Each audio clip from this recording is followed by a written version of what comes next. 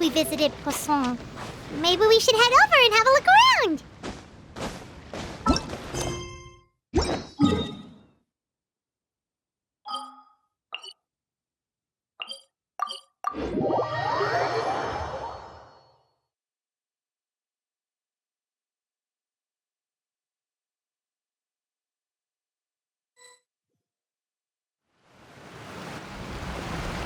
Hey, traveler. Paimon. Oh, Paimon knows that voice! Over here.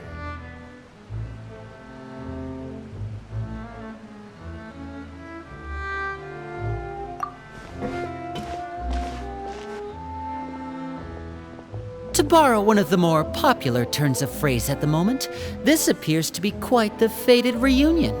Running into you two out of the blue like this has really made my day.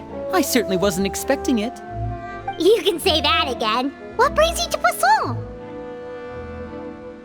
Wait, Paimon's got it! You must be here for one of your magic shows, right? Actually, we've run into a bit of trouble on the home front, so Father arranged for us to stay in Poisson for the time being. Oh, are Lynette and Fremine here too?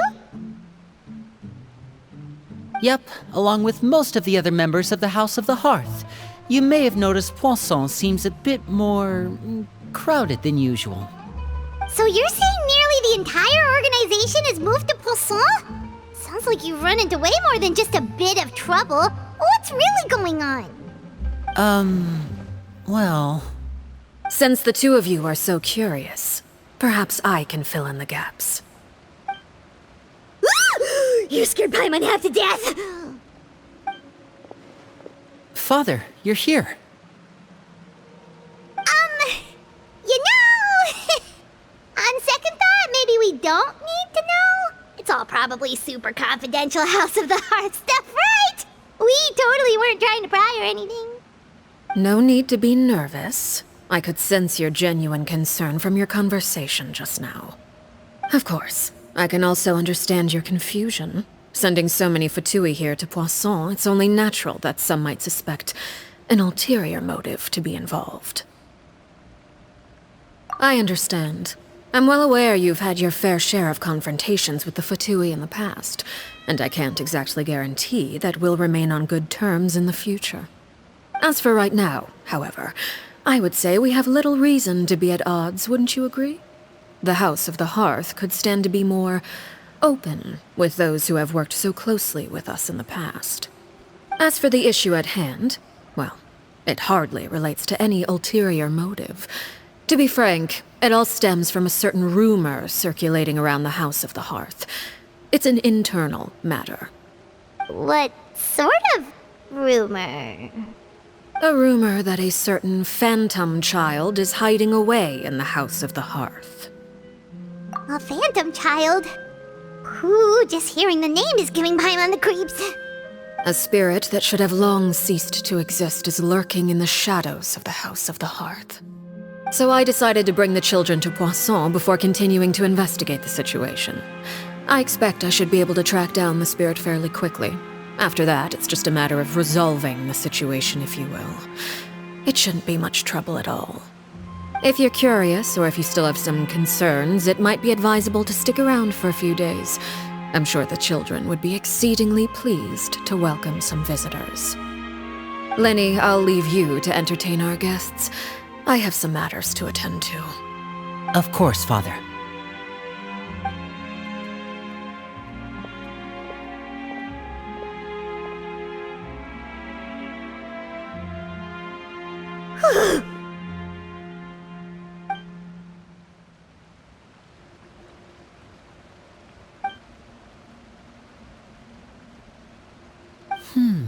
It has long been a dream of mine to invite you to our home and introduce you to my other siblings. You're quite well known in the organization already. A lot of people have been talking about you, especially after everything with the prophecy.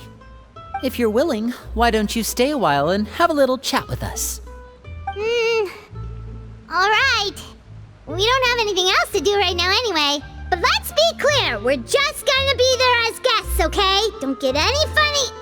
Oh, wait a second. If we're your guests, that probably means we'll be treated to lots of yummy food, right? Of course. During our stay in Poisson, we've been helping out the locals with some fishing.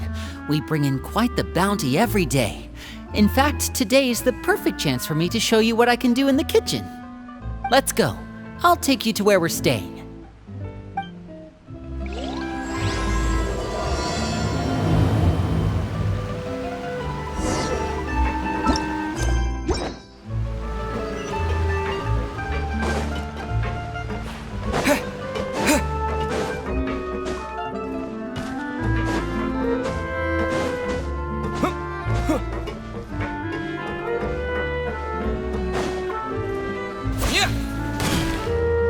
We rented this house from one of the locals to use as a temporary base.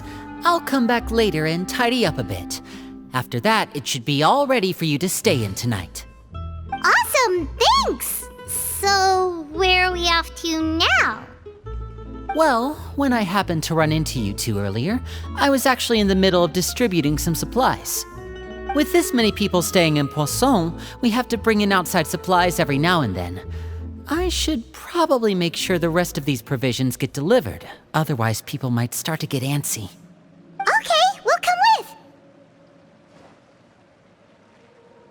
There are all sorts of rumors about your organization floating around out there. Paimon's not sure if she could even take a wild guess as to what's true and what's not.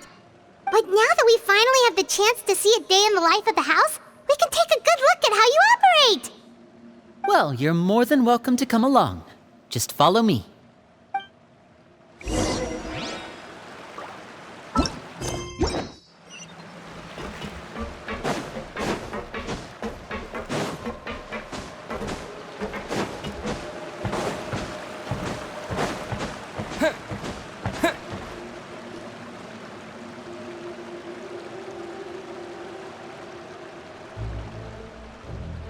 Linny! We're finally here! The supplies. I'm assuming you've... Brought them with me? Yep, here you go. Hello? Something caught your eye? It's the Traveler and Paimon! No way! Come here, everyone! Hurry! The Traveler and Paimon are here!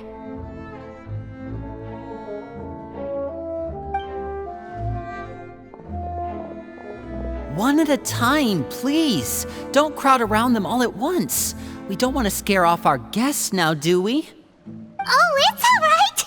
Gotta say, Paimon didn't realize we were this famous. Of course! Father and Linny have told us so much about you. Father told us about how you helped Linny. According to her, you're a trustworthy friend. And as far as she's concerned, that's pretty much the highest compliment we've ever heard her give. As you can imagine, everyone's been very curious about you. I heard the Traveler is so strong that he can move a mountain with his bare hands. I heard Paimon eats so much that she can clean out the entire pantry at Hotel de Boer in just 3 days! Wait a second! That's the rumor you heard about Paimon? Oh, not cool at all! Oh wait, when guests visit, you're supposed to give them gifts and stuff, right? Oh, we don't need something like that. Besides, we don't have anything to give to you! Come on, we insist! I can give you some of my new potions. Just pick your poison. And by that, I mean medicine or actual poison. I've got both. Huh? Or maybe Shaplo can teach you guys about stealth! He's super good at it! He's never been caught. Ah, now that's not a bad idea. I know you usually prefer to fight head-on, but it never hurts to expand your bag of tricks, right? When it comes to eliminating your enemies, staying quiet can go a long way. Trust me, I would know. I was poisoned not too long ago, and I'm still dealing with the after effects. So I'm not quite as good as I was before, but I can still give you some pointers. Wait, when you said gifts, Paimon didn't think you meant poison and stealth tactics. But those are the best things we can give you. You don't like them? Ooh, how about this?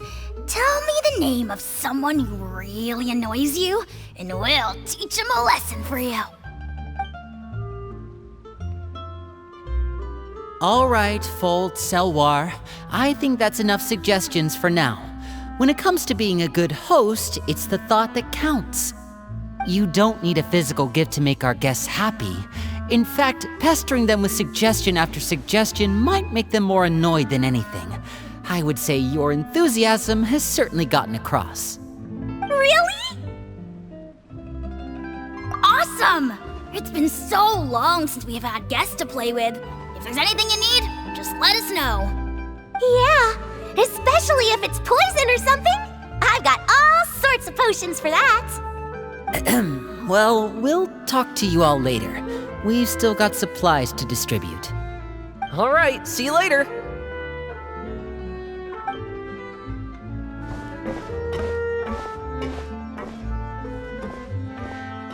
Bye!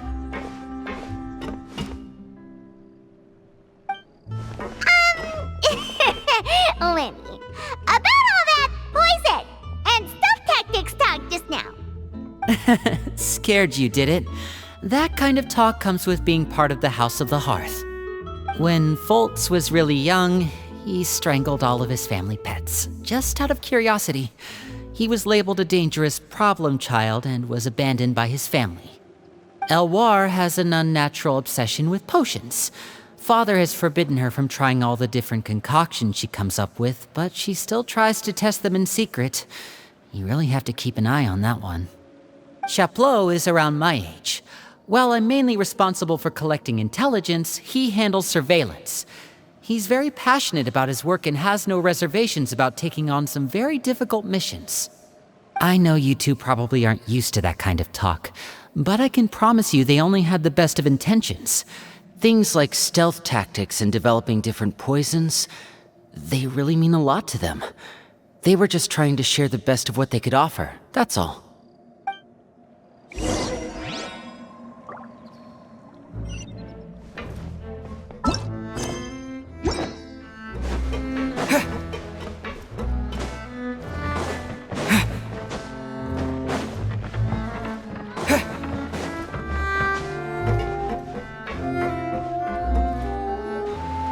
Filial, supplies are here. Thanks. And who are these two? Outsiders? Allow me to introduce you. This is the Traveler and Paimon.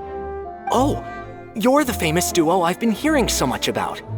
It's nice to meet you. I heard you've traveled to all sorts of places. Is that true? Of course! We're making our way all across to that! Oh, good for you. You must be pretty familiar with Fontaine by now, then. Have you seen the new opera that started running recently? I think it's called... The 4,000 Thieves? Oh, this is the first we've heard of it.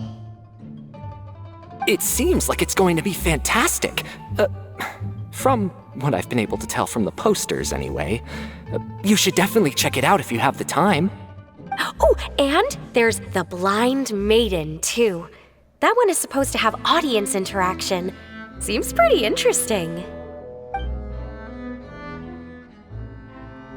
After this mission is over, I think I'll go get a manicure. Oh, maybe I should dye my hair.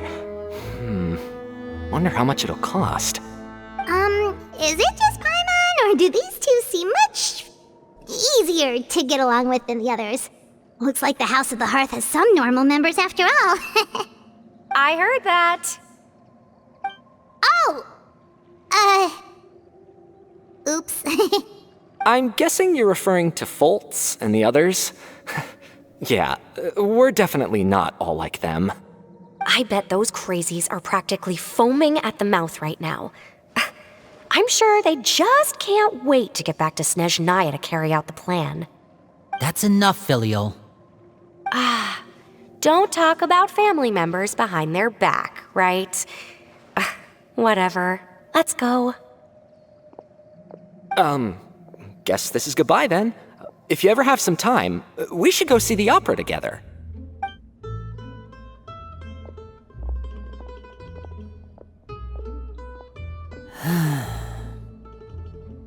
Well, that's it for the supplies.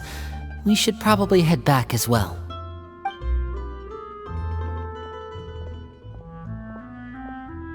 Well, they didn't seem too happy with each other. Seems like there could be something more going on here. You're right.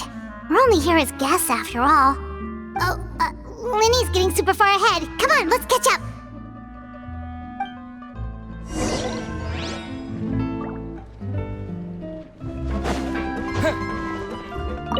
Looks like there's more trouble in store next month, too. When will it end? Hey, just focus on the positives. At least our time in Poisson has been pretty relaxing. Don't you think?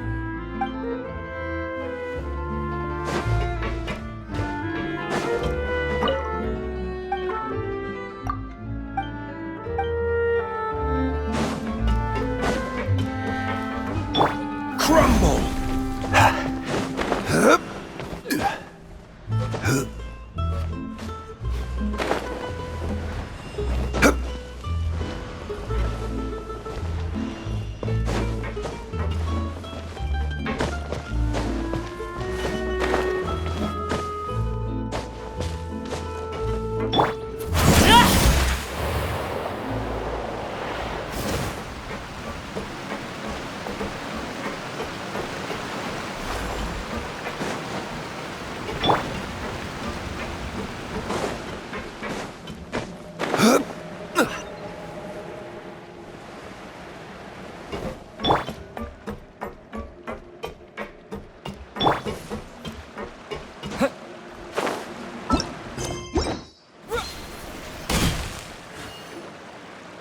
So, what do you think of the members you've met so far? Well, Father is always encouraging us to be strong-willed and independent. So if there's one thing we've got, it's people who aren't afraid to speak their mind. Well, I should probably get cooking. Wanna join? Of course! Then let's head out and... Fremine? What are you doing here? Fremine! Nice to see you again! You too. I heard you're here as guests of House of the Hearth. Welcome. We were just going to make some food. Why don't you come along? I could use some help in the kitchen, and I seem to remember you mentioning you wanted to make seafood soup for the traveler in Paimon. Seafood soup? Oh, Paimon's drooling already. Were you looking for something just now, Fremine? Maybe I can help. It's nothing. I just wanted to see if there were any extra supplies. Yeah, we've got some left over. What do you need? Some food and water, and some clean cloth, if possible. No problem. Give me a second here. Food, water... Wait a minute. What do you need all of those for? You're not on any missions as far as I'm aware, and you were just going to come eat with us. So what's this all about? I thought I'd grab an extra portion because I get hungry at night. Could be because I'm growing, you know, and... Fremine, you remember what I told you? You're not like me. Your lying skills still need some work. Tell me what's going on. Is it really bad enough that you have to keep it from your own brother? Maybe it'll be better if we gave them some space.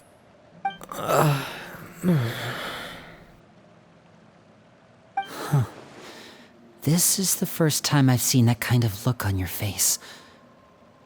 Whatever happened, does it have something to do with Father? Yes. Just follow me.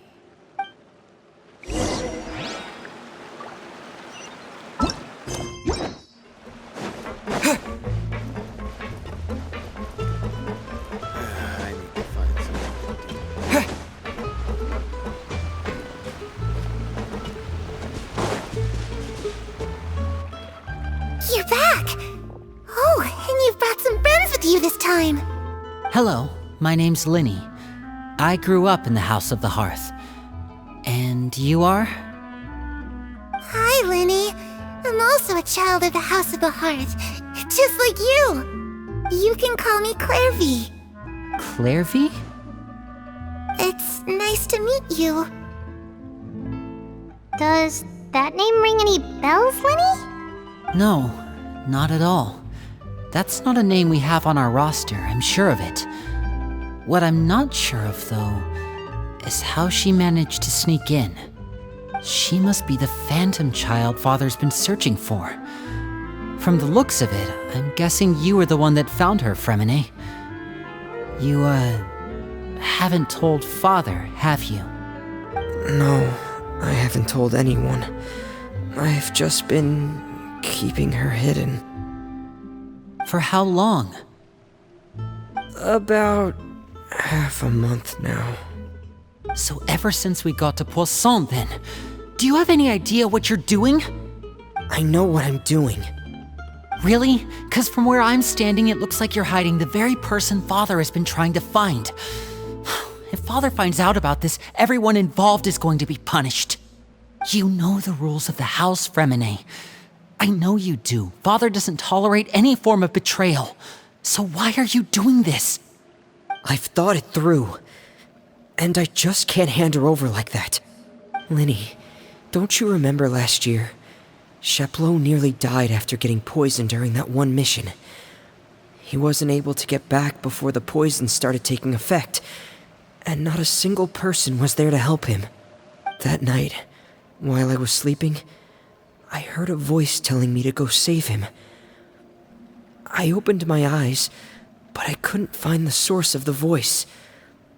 I thought maybe I was just hearing things, but I went to look for him anyway. Luckily, I got there with enough time to save his life. That feeling of being haunted, of hearing voices, it's happened many times in the House of the Hearth. I'm sure you've noticed.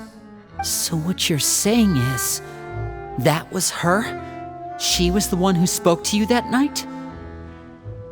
Unless there are other spirits roaming around the House of the Hearth, I don't think there's any other possibility. If Clairvy were our enemy, it wouldn't matter whether she was a spirit or an actual child. I would have acted without a second thought, because that's what Father ordered us to do. But she's been living with us, helping us from the shadows all this time. I think that makes her family. I couldn't just hand her over to be dealt with. Not when there's so much we still don't know. So what's your plan then? You can't keep her here forever. Someone is bound to find out eventually. I haven't thought that far yet. I don't want to disobey an order from Father, but I also don't want to put Clairvy in danger. Come with me. There are a couple things I'd like to say to you in private.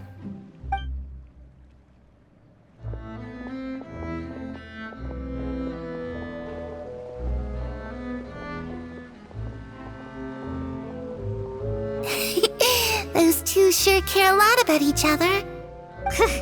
Well, they got a funny way of showing it. From where Paimon was floating, it sure seemed like they were about to bite each other's heads off. No way! They have a really deep bond. I could tell right away, 'cause I also have a friend like that. I just don't know how long that kind of bond can last. The darkness in the house runs deeper than you can imagine. No one can get out alive. I'm sorry, Linny. I really didn't mean to drag anyone else into this. Oh really? You didn't mean to? 'Cause I for one wish you did. Huh? What do you mean? You know, when we were younger, you didn't call me Linny. You called me brother, just like Lynette. We grew up together, the three of us. We were all orphans, all rescued by Father. Of all the siblings in the House of the Hearth, I think our bond was the closest. Later on, when you started calling me Linny, I wasn't actually surprised. After all, Lynette and I are related by blood. We've had to depend on each other to survive long before we joined the house. Linny, The darkest and most difficult moments of my life happened before you and I had ever met. I'm sure that's true for you as well. Even so, Fremine, we've stood by each other for all these years now, and to me, that means more than blood. You and Lynette are the most important people in my life. No one can replace you. So I won't let you face anything alone. Not if I can help it. Oh, looks like things are getting kinda heated between Linny and Fremine. Maybe we should go check on them. Oh, it's raining. I should put my clothes away.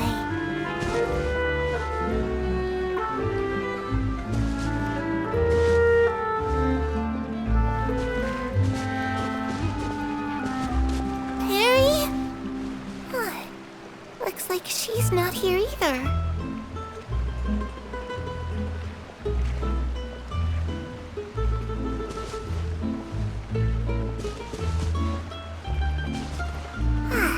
It's time to eat.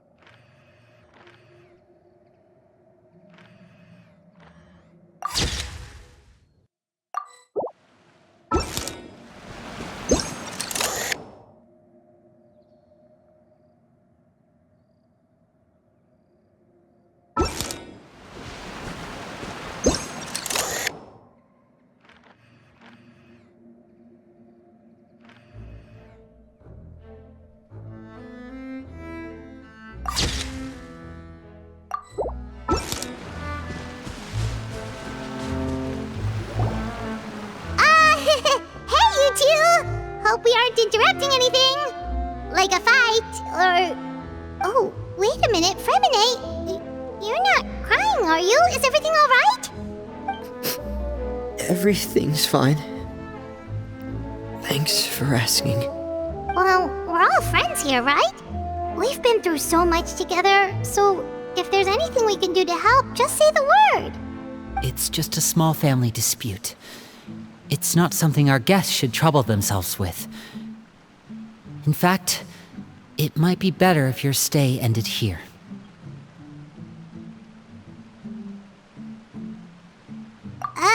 What are you getting at, Traveler? When guests are around, families are often on their best behavior. And any disputes are less likely to escalate. That's what you're trying to say, isn't it? Just... Thank you. I was really hoping to keep you out of it. But even if I could think of some other reason to turn you away, I'm not sure I could convince you. I know things could turn dangerous, so I promise you this.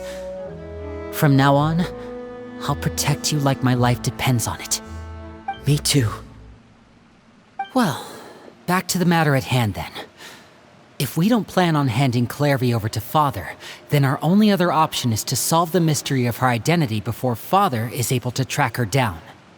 That means finding out where she came from and what she's doing here.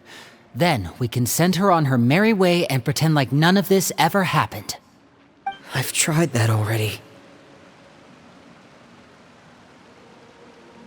And? And... nothing. I tried taking her somewhere really far away, but... after some time, she just reappeared. She even came with us all the way to Poisson. It seems like wherever the house is, she follows. I don't know much about spirits. Do you two have any ideas? Let's see here. Paimon remembers hearing something like, if you fulfill a spirit's last wish before they died, they'll let go of whatever's keeping them here and return to the ley lines. Oh, it's just that Paimon doesn't really remember where she heard that, so it's not guaranteed guaranteed to work or anything. Well, sounds like it's worth a shot. Guess that means we should go ask her about her wish. But first, Fremine, I need you to promise me something. What is it? I need you to promise me that this will stay between the two of us. We're the masterminds behind this whole thing. No one else gets involved. Can you do that for me?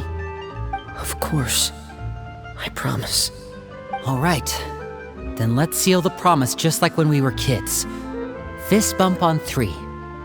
Ready? 1, 2, 3. I swear.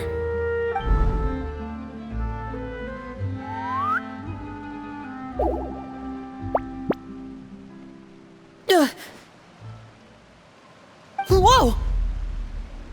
Lynette! But what a surprise!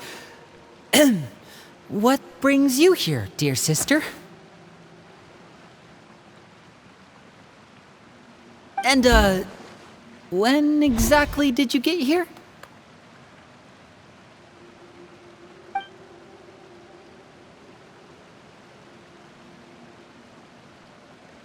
You're an idiot, brother.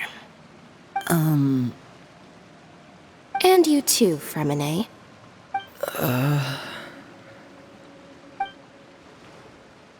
You 3, Traveler. And you 4, Paimon. Wait, what did we do? I've seen Clairvy around the House of the Hearth before. I hadn't seen her in Poisson, so I figured she must not have come with us.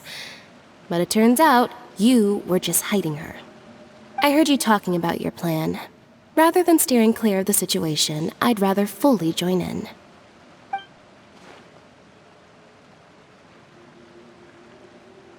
If you don't agree, I'll have no choice but to report everything back to Father. Simple as that. You're not giving us much wiggle room here, Lynette. Well, I guess we're all in this together then. After we talk to Clairvy, we'll figure out our next move. There's no time to lose. Let's go.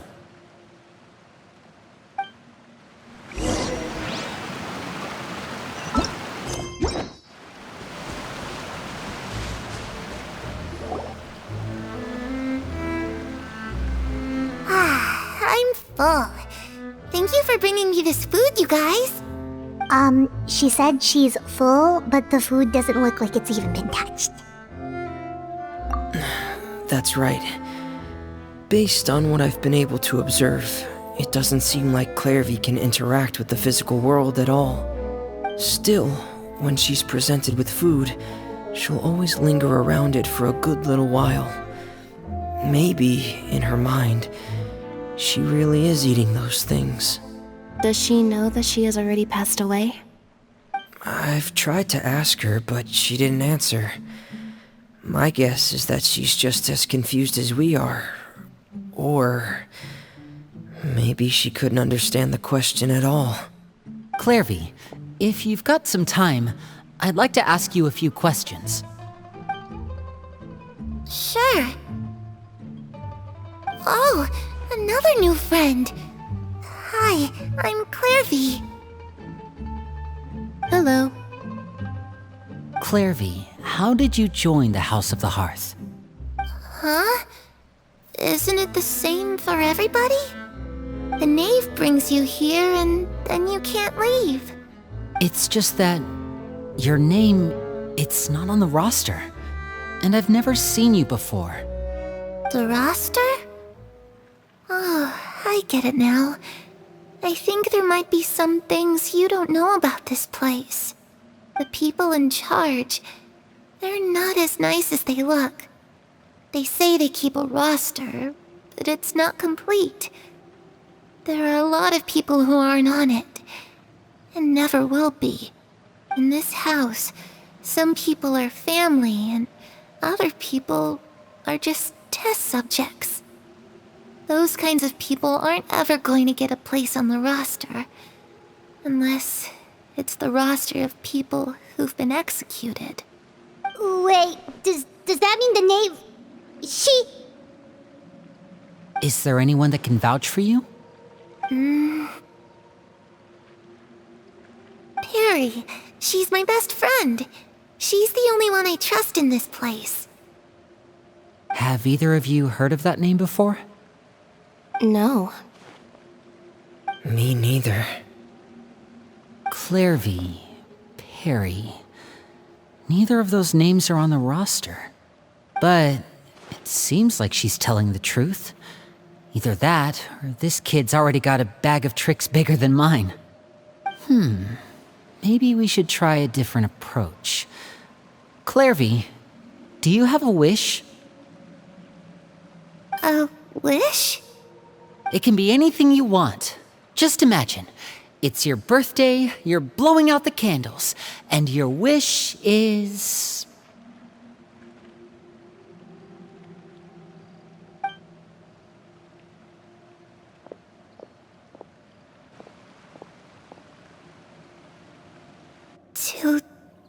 To go outside, where the sun can find me. That's it? Well, that sounds easy enough. The darkness in the house runs deeper than you can imagine. No one can get out alive.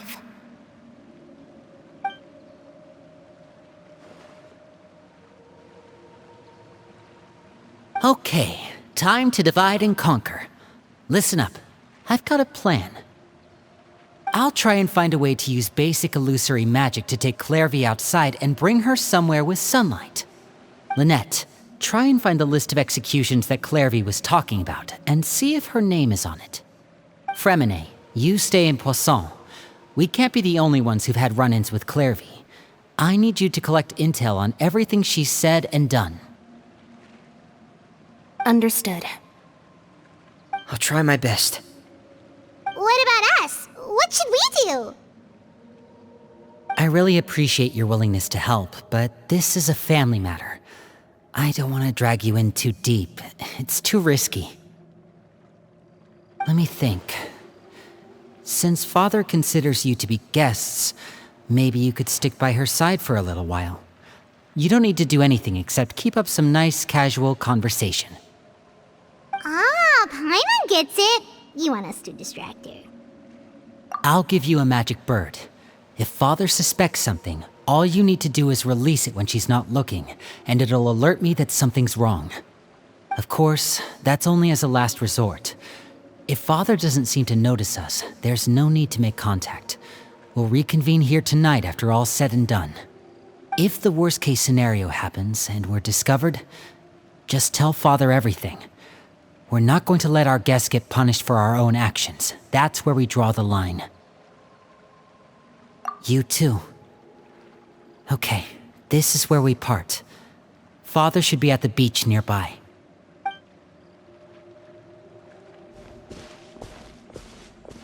I really hope this goes well. No, it has to go well. That's the only way this can get resolved.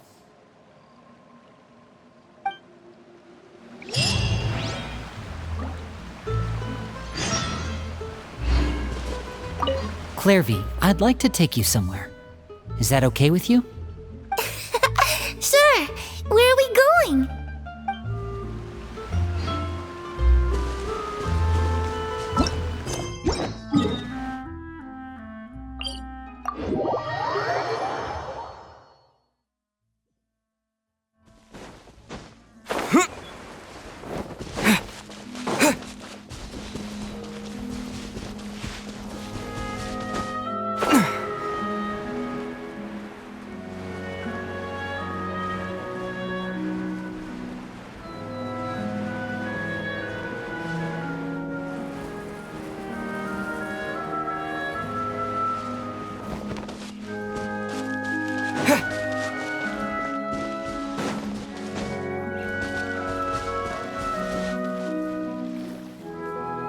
It's the knave! And... child! Hey, aren't you supposed to be in Snezhnaya recuperating? What are you still doing in Fontaine? Oh, it's you two. I didn't expect to run into you here. I was unconscious for quite a while after the fight in the Primordial Sea. After I woke up, I realized I was being taken back to Snezhnaya, and well, I couldn't have that now, could I? Not when I've still got unfinished business here in Fontaine. So, I mustered up all my strength and made the journey back on my own. What sort of unfinished business are we talking here? It has to do with Skirk, my master. I really wanted to meet up with her, but by the time I got back, she had already left. I still have so many questions for her. Without any other leads, all I could do was ask the knave to help me track her down. She must have left behind some traces from her time in Fontaine. Oh, okay, so have you found any clues? Unfortunately, no. While the House of the Hearth is adept at collecting all manner of intelligence, certain existences can still manage to escape our purview. Basically, unless Master feels there's a need to meet with me, she's not going to be found. But that problem has an easy fix. I just need to become stronger, and then... Paimon thinks you should focus on getting better first. The worst of it is over. It's all thanks to that one kid from the House of the Hearth. Elwar, I think her name was. She gave me a bunch of random potions to drink. They didn't go down easy, let me tell you. Pain and chills all over. But they really did help speed up my recovery. And that's good, because it looks like I really do have to head back this time. The old man's been putting the pressure on me. He sent someone to tell me I'm needed for some sort of project. Project Stuja? Yeah, that's the one. I heard Regrader's involved too. I'm not looking forward to having to listen to all his monologuing, that's for sure. Hey, maybe you could think of a way for me to stay in Fontaine for a little longer. Helping Linny and the others brush up on their fighting skills would be far more interesting. If you and I could spar, that would be even better. I've been waiting for a chance to see you go all out. And what a sweet little daydream that is. But I also have a role to play in all this. I'll be leaving Fontaine shortly as well. Besides, considering how little they see fit to step outside the homeland, being called on to return to Snezhnaya by such illustrious dignitaries, what a great honor. Wouldn't you agree? One I could do without, I'd say. Is it just Paimon? Or does it kind of seem like they're... So, dear guests of the House of the Hearth, to what do I owe the visit? We just... Right! We're super close to Linny and the others, but we still don't know much about you! Is that so?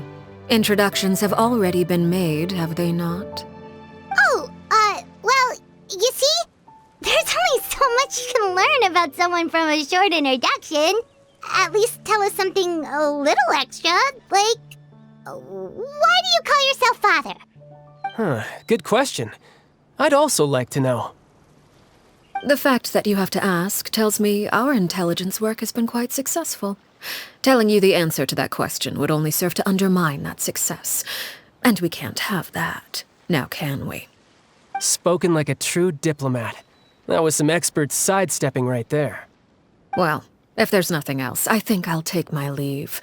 I still have a small matter to resolve at home. Wait, don't go!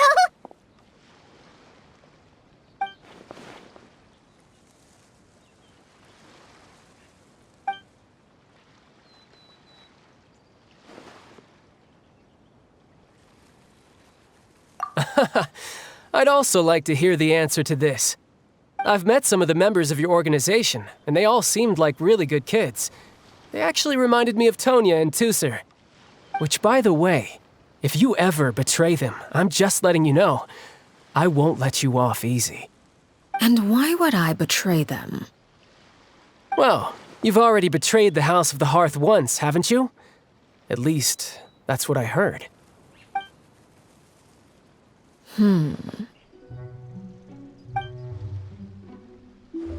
Okay, I admit. That's just what the old man told me. The rooster, I mean.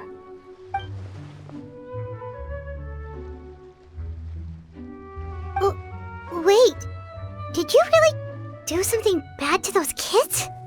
Never mind what I've done. I'm more curious as to what the mighty rooster had to say.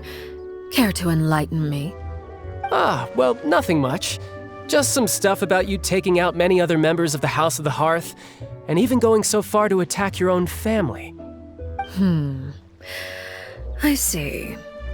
Oh, based on your reaction, I'm guessing it's all a bunch of lies. Hardly. I don't appreciate his particular turns of phrase, but I suppose he didn't say anything untrue. Although, it would be more accurate to say that there is a certain level of prejudice involved, but I don't intend to clear that up just yet. Prejudice has a funny way of concealing the real truth behind certain things, an attribute that I find to be quite advantageous. Call yourself a Fontanian, for example, and people will assume all sorts of things, when the real truth is that this is simply the land where I was raised. Huh? You're not actually from Fontaine? But then why did you try to help out with the prophecy and everything? I was trying to protect the children born in Fontaine. Claiming that I myself was a Fontanian simply made it easier to operate. People would hardly suspect a fellow Fontanian of having any ulterior motives. Who wouldn't want to save their homeland after all? The primordial sea wouldn't have any effect on me, but it would have caused great harm to the House of the Hearth. Well, you wanted extra information, didn't you? There you go. I hope that satisfied your curiosity.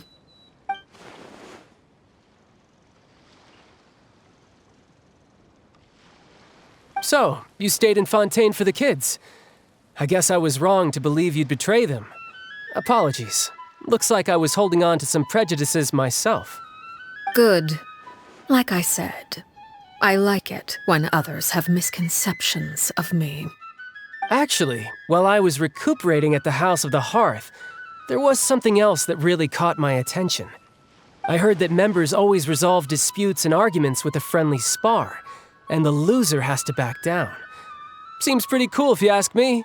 Would also give them plenty of opportunities to hone their skills. Well, that's only a recent development. In the past, such spars weren't nearly so friendly. The losing party would lose everything, including their life. They were that high stakes? Whew, at least that's not a thing anymore. Well, the current atmosphere's not half bad.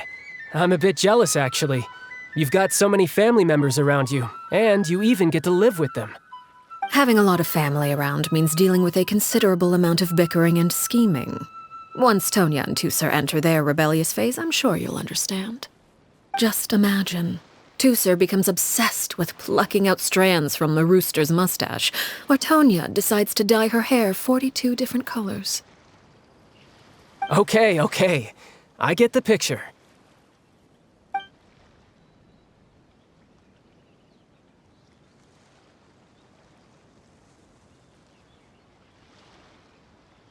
Well, would you look at the time? I should probably get going. Traveler, Paimon, I'm not sure where our paths will cross next, but the next time we run into each other, we should definitely try and find some time to spar. Again, maybe this is a conversation we can have when you look less like you're gonna kill over.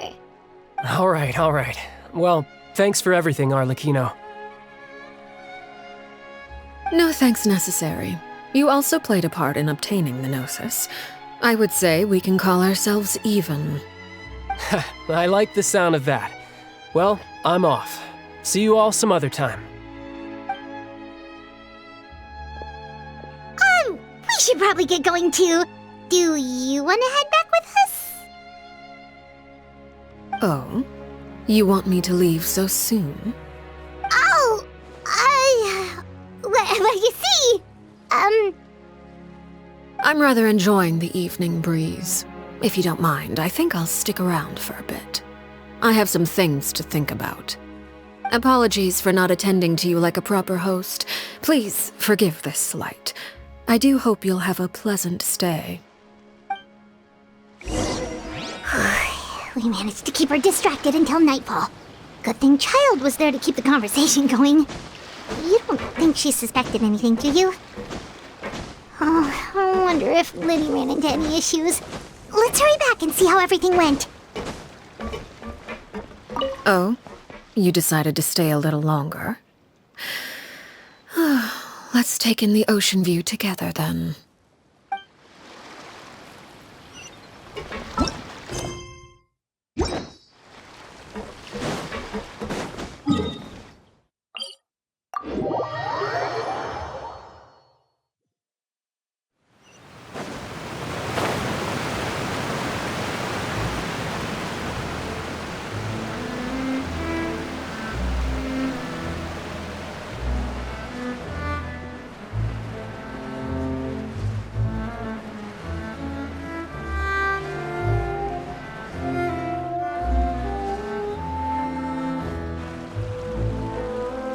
Lenny, how did everything go?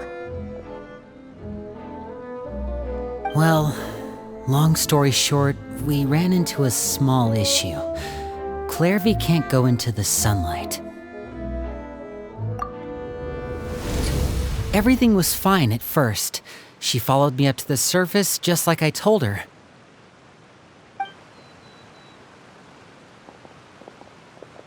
But as I led her out of the shadows and into the sunlight, she vanished. I turned around and there she was, standing at the edge of the shadows, silently watching me.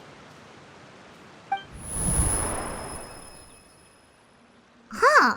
Maybe she's afraid of sunlight, or... No, it wouldn't be her wish if that were the case. Well, we could always try pushing her into it. Oh, true. I've pretty much tried it all already. Nothing worked. Eventually, the sun went down, so all I could do was bring her back here. How did it go with you, Lynette? Good. I've got the list. It's right here. Really? Well, what are we waiting for? Let's take a look!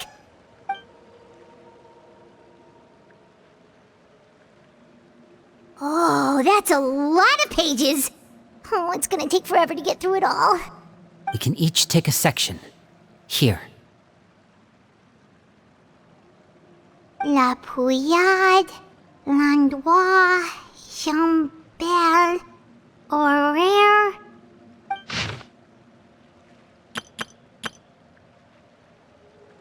Oh, yikes. That horaire guy has a huge scar on his face. He's kinda giving Paimon the creeps. Ah, I've met him before. The scar is from an injury he received during a mission. I still remember him joking with me about it. He said any future lover would take one look at him and then lose all interest. Did he say anything else? Well, I asked if there was someone he was interested in. He said no, and that's where our conversation ended. It was only later that I learned he really did have someone he liked. He risked everything to escape so he could be with her, but it didn't work. One day, Father asked to see him, and, well, I never saw him again after that. Wait, so that means the knave, she... It may seem cruel, but it's just one of the rules of the house. Betrayal is not to be taken lightly. We know too many secrets to come and go as we please. So, if you do try to leave, you pay with your life.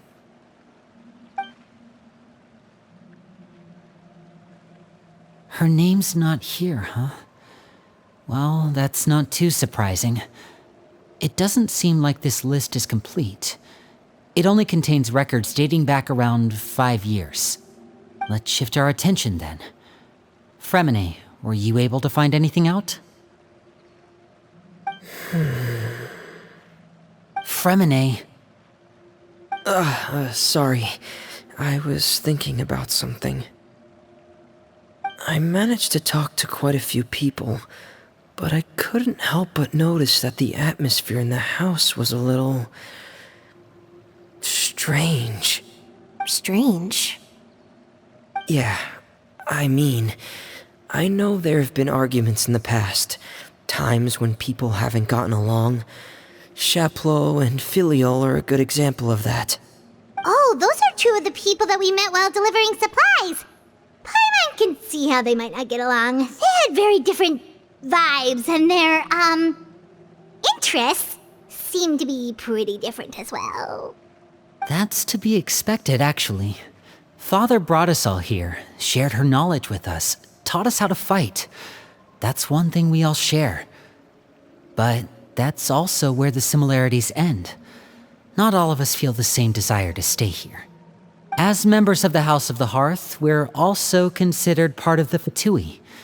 And to a lot of people, that's an identity they never asked for. Certain members get older and realize they want something else for themselves. But considering the rules of the house, most people would never say that out loud. People like Chaplot and Foltz are loyal to Father and her vision. They're proud to be part of the Fatui. Filial and Nantoy, on the other hand, well, they aren't quite as enthusiastic. These kinds of conflicts have always been there. It's not like Father is in the dark about any of this. Well, that's true. But it just feels like things have gotten worse lately. Filial and the others, it seemed like they were meeting in secret to talk about something.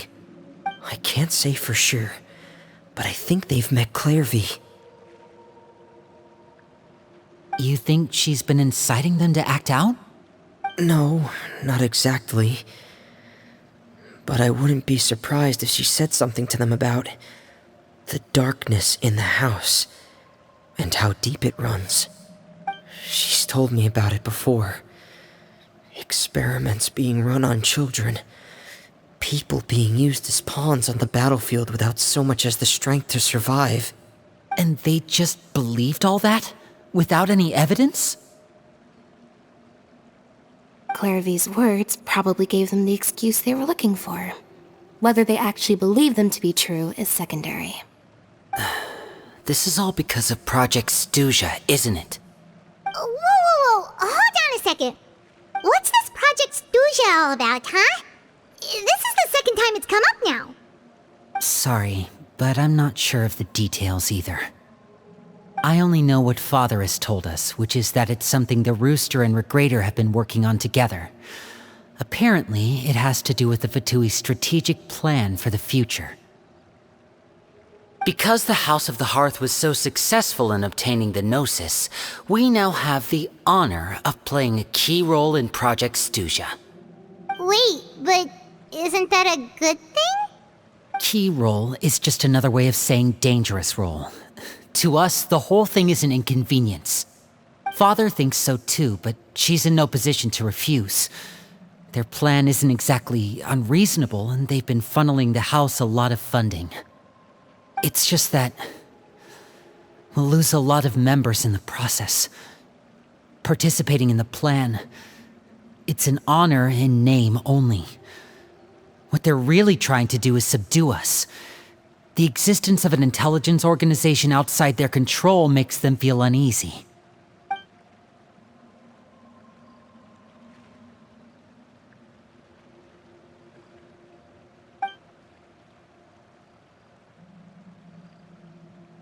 Okay, super complicated top secret Fatui business aside, what does all of this have to do with the conflicts you were talking about earlier? Paimon doesn't get the connection. External pressure has a way of exacerbating internal strife. You can't overlook the power of fear either. People are afraid of dying, and that fear is often the impetus for a lot of stupid decisions. I thought resolving the Clairvy situation would make everything go back to normal, but it looks like things are more complicated than I thought. If we leave Filial and the others to their own devices, sooner or later, Father will be forced to take action. We can only focus on one situation at a time, brother. You're right. Even if we confront Filial and the others, it won't do any good. It might even make matters worse. We should focus on Clairvy for now. Well, it's getting late. We should head back and get some rest. We'll try again first thing tomorrow. Lynette, you stick with me this time. Fremine, keep a close eye on Filial and the others. Make sure they don't do anything they'll regret. Good work today, everyone. Have a good night, and I'll see you tomorrow.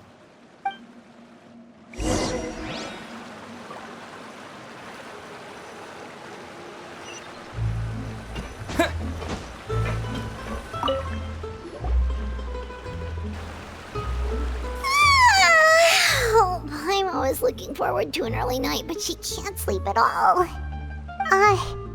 Hey, you don't think the knave will be too angry with Linny and everyone if she finds out about all this, do you?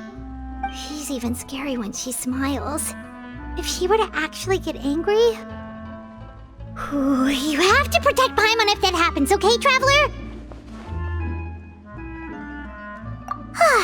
Trust is effort, Traveler. Look! Look over there! Quick! Let's catch up with her before anyone sees!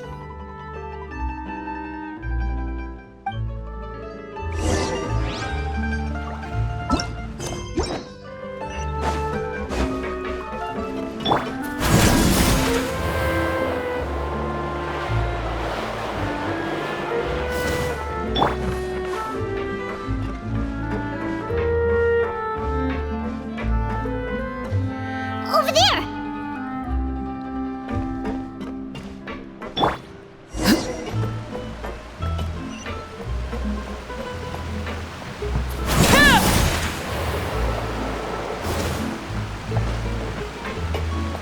Oh, where is she going? Oh, if someone sees her, we're toast!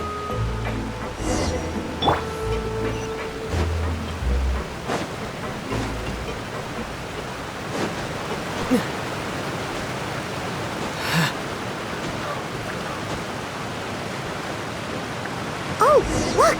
She stopped!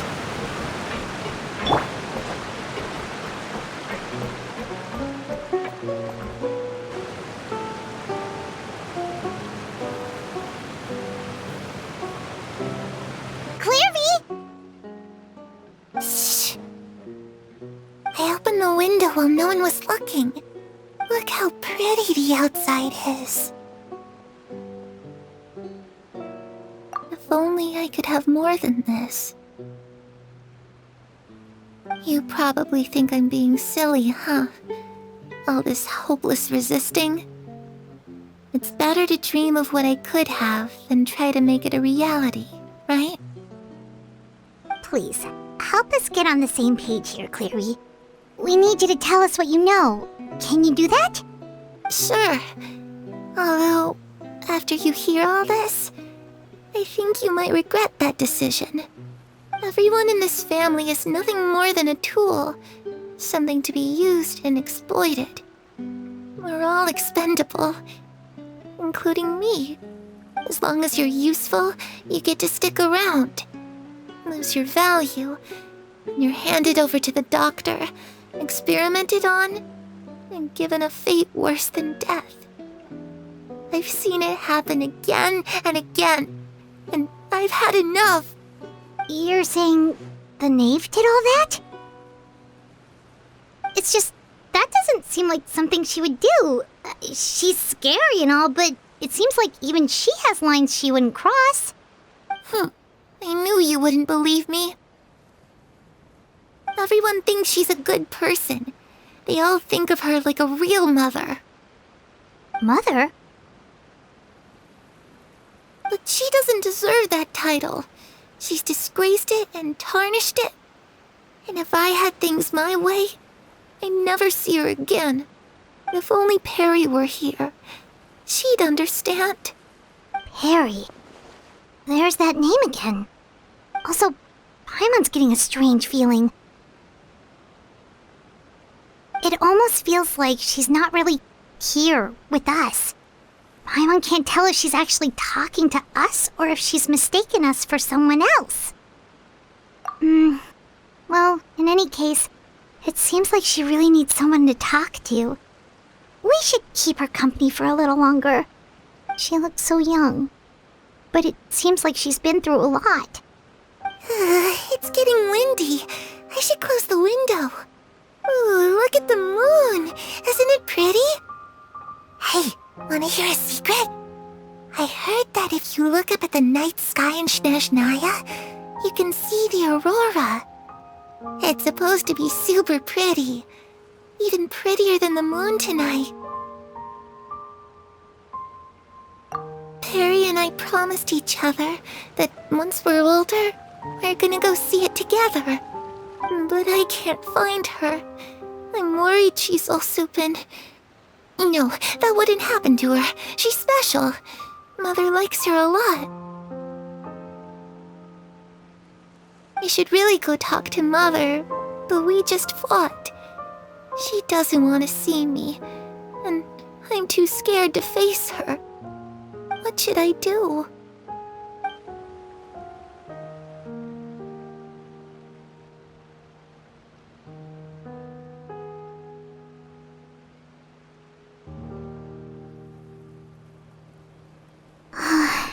Paimon really doesn't understand what's going on with her.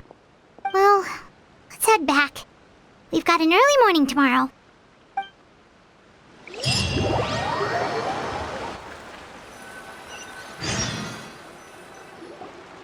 All right, looks like we're all here. Let's go ahead with the plan. Oh? What is it? What makes you ask that? Well, we kinda ran into Clairvy last night, and that's what she told us. We met the doctor back in Sumeru. He's super dangerous, and he's done all sorts of bad things. It's possible that Father and the Doctor have had certain dealings, but I don't think Father would work with him. We're not really on the same side, so there's not a lot of trust between them. That doesn't exactly set the stage for a successful partnership. I did hear, though, that when Father first became a Harbinger, the Doctor offered to work with the House of the Hearth. Father rejected most of his proposals, except for one. It had to do with some sort of secret experiment. Secret experiment? Could that be what Clairvy was talking about? I don't think so. I don't know any details about the experiment itself, but I do know it's an entirely independent operation. The Doctor only proposed a direction for the research. That was the extent of his involvement. I still don't think that counts as working together. The details of the experiment are confidential, but complete records are kept on all participants. That doesn't seem to be the case with the situation Clairvy referred to.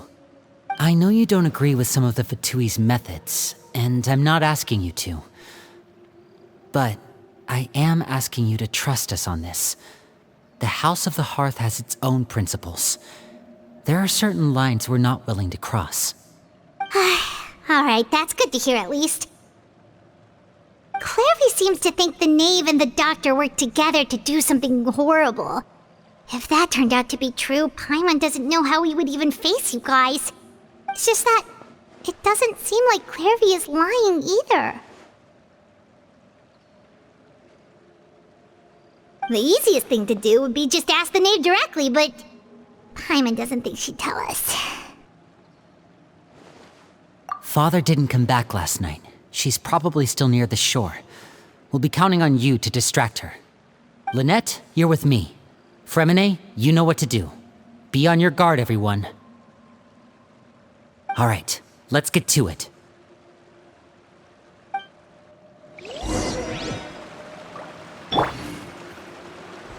Where are we going today?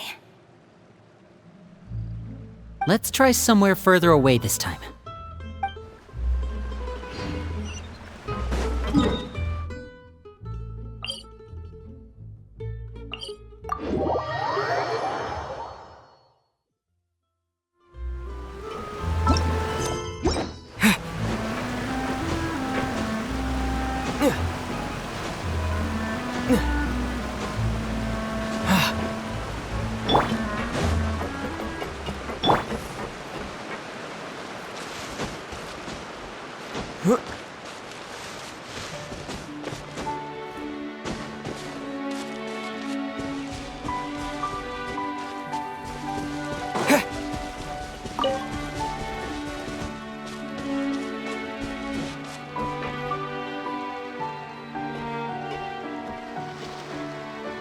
Ah, it's you two again. I must say, you look a bit pale. Did you have trouble sleeping last night? A little. Perhaps if you had less on your mind, you'd be able to absolve yourself of such troubles. So what are you planning to do now? Catch up on some sleep? Or should I give you some time to rack your brain for a topic to discuss before I ask any questions? Although I must profess to being curious.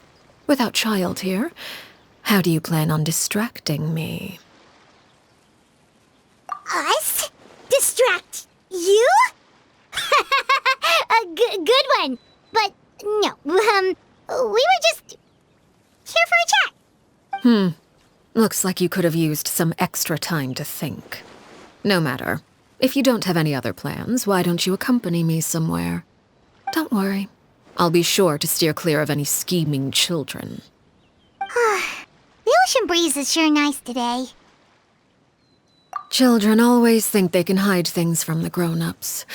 But nothing gets past me. Least of all a little scheming. I think I'll let them have at it for a little longer. I can be very patient. Well, I'll leave you to think things over. If you're so inclined, meet me outside the Palais Mermonia.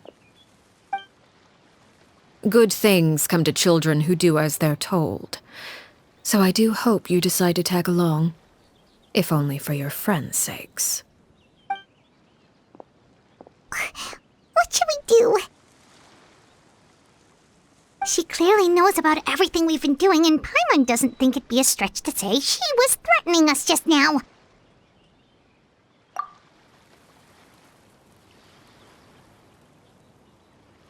Oh, good idea.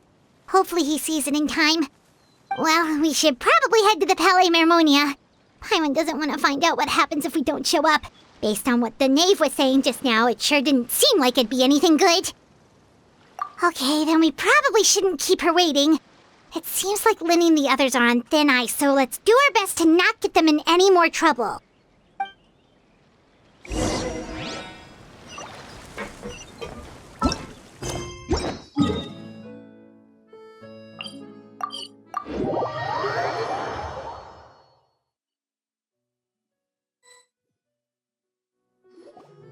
Seeing as we still have some time before my meeting, we might as well enjoy some pleasant conversation while we wait.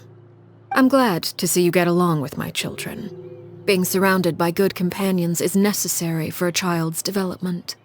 You're not planning on doing anything to them, are you? I assume you're referring to Linny, Lynette, and Fremine. Although, there's that situation with Filial and Nentoy as well. It appears quite a few people have been acting out lately. No matter. I'm not one to discriminate. All those who betray the house meet the same fate. There are no exceptions. Does that mean you're going to kill them? Oh, are you here to beg for their lives? I'm sorry to disappoint, but the rules of the house change for no one. In my organization, everyone is responsible for their own actions. But don't you care about them at all? They really respect you. They even call you father. You must feel something for them. Any organization in which feelings come before principles is one destined for ruin. The House of the Hearth is hardly an exception. You could say our principles are more stringent than most. Perhaps I can offer you this consolation at least. As our guests, you two will not be held accountable along with them. I would imagine Linny, Lynette, and Fremine will be able to keep their lives. As for Filial, Nentoy, and the others, I'm afraid there's little I can do. They can try to escape, but once you know our secrets, there's no getting out alive. But that's awful. Ah, you seem concerned. Out of consideration for my guests, I suppose I could turn a blind eye for a little longer. If Linny and the others manage to dispose of Clairvy in the meantime, all evidence of their wrongdoing will be lost. In that case, I could hardly punish them for something I couldn't prove. If their efforts are unsuccessful, on the other hand, all will be held accountable, and the punishment will be severe. Of course. Oh, and here. I believe this belongs to you. Do try and keep better track of it next time. It takes a considerable amount of time to train a bird like this. It would be such a pity if you were to lose it. Permanently. Wait, where did you get that? Well, I'm afraid that's all the time we have to chat. Now, for the matter at hand. I asked you to meet me here because I have business at the Palais Mermonia. It has nothing to do with you, but I think it would be prudent for you to stick by my side for the time being. There will always be time later to run off and tell Linny what you've learned.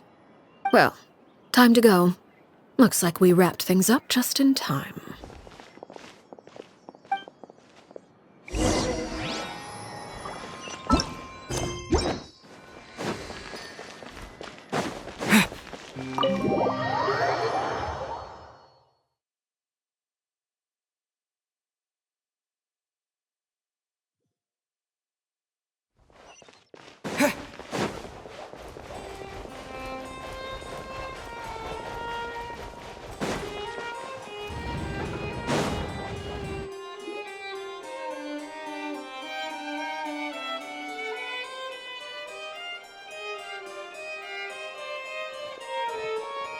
It's been a while, Monsieur Neuvillette. I must say, I wasn't expecting my meeting request to be approved quite so quickly. The Palais Mermonia operates with an efficiency worthy of admiration. It is only right that an esteemed diplomat such as yourself should be afforded the proper level of respect. Although, if I may speak plainly, I must confess that I did not anticipate we would have the occasion to meet again after presenting you with the Gnosis. I see you've brought the Traveler and Paimon with you as well. If I may inquire as to the purpose of your visit. I'll be departing Fontaine shortly. There is, however, an outstanding matter that I would like to see resolved before I go. It requires a rather lengthy explanation, I'm afraid. So I took the liberty of explaining everything in this proposal. Please review it at your leisure, Monsieur Neuvillette.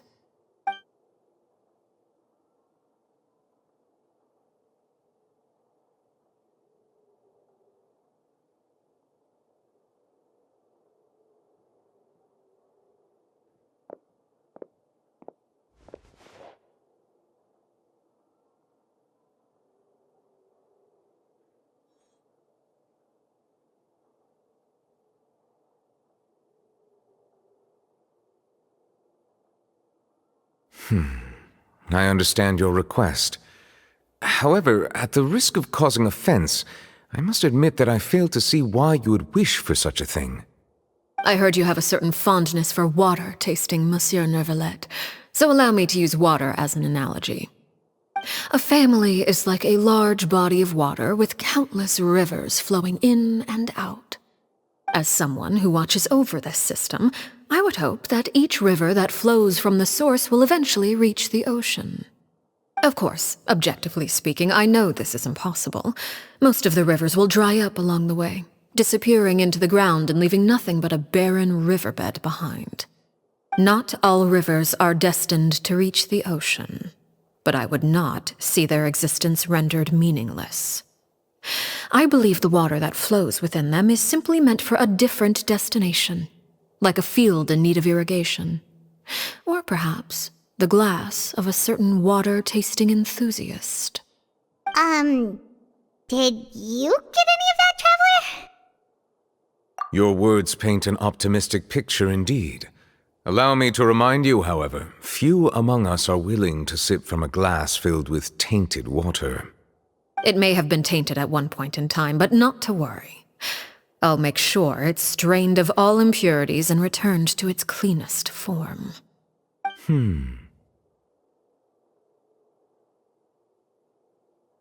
I seem to recall there being a transactional aspect to your proposal. Perhaps you could expound on that?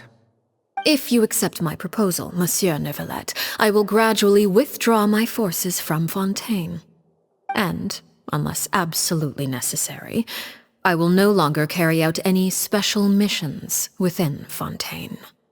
I presume I can take your words to mean that, in the future, cases similar to the Tartuffe assassination will cease to cross my desk? Tartuffe. Ah, that thief who embezzled funds from all those charities, you mean? My deepest condolences to his family, but without any evidence, I cannot imagine how the House of the Hearth might have been involved in his passing. Of course, if you accept my proposal, Monsieur Neuvillette, I'm sure certain measures could be taken to reduce the frequency of such troubles. You choose your words carefully indeed. In that case, I am inclined to accept your proposal. My thanks for your generosity, Monsieur Neuvillette. Well, with that settled, we should be going now. I took the liberty of bringing along 2 bottles of spring water from Snezhnaya for you to enjoy. I do hope I get the chance to hear your impressions. Perhaps at our next meeting, yes? Indeed. I trust you would not overlook your commitment in the meantime. All right, Traveler Paimon. Time to go.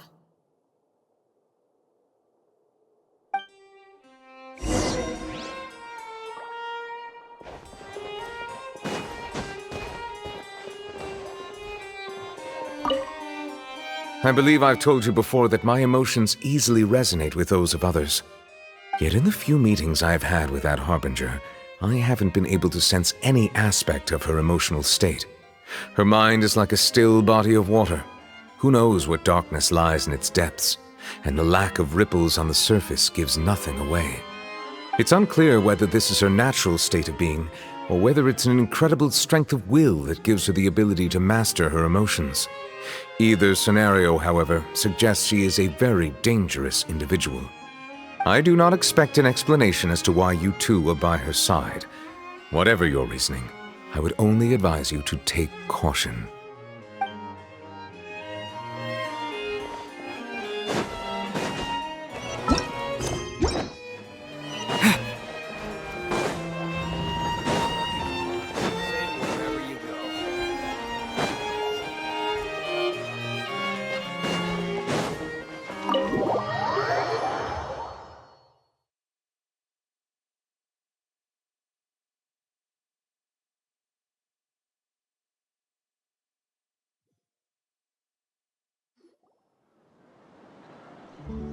So, what exactly were you talking about back there?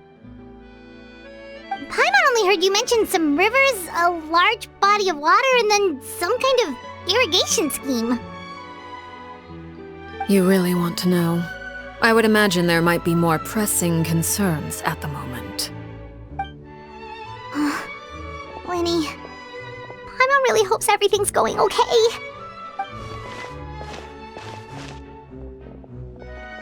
Oh, Paimon recognizes that look. You've got your thinking cap on, don't you, Traveler?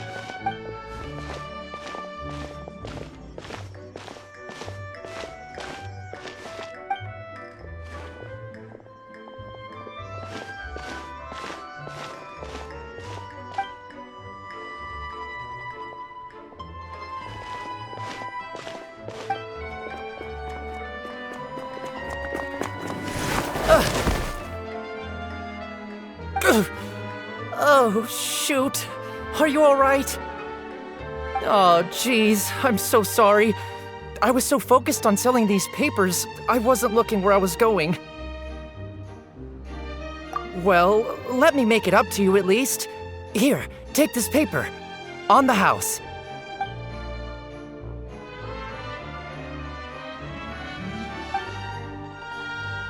Oh, you don't have to give us anything.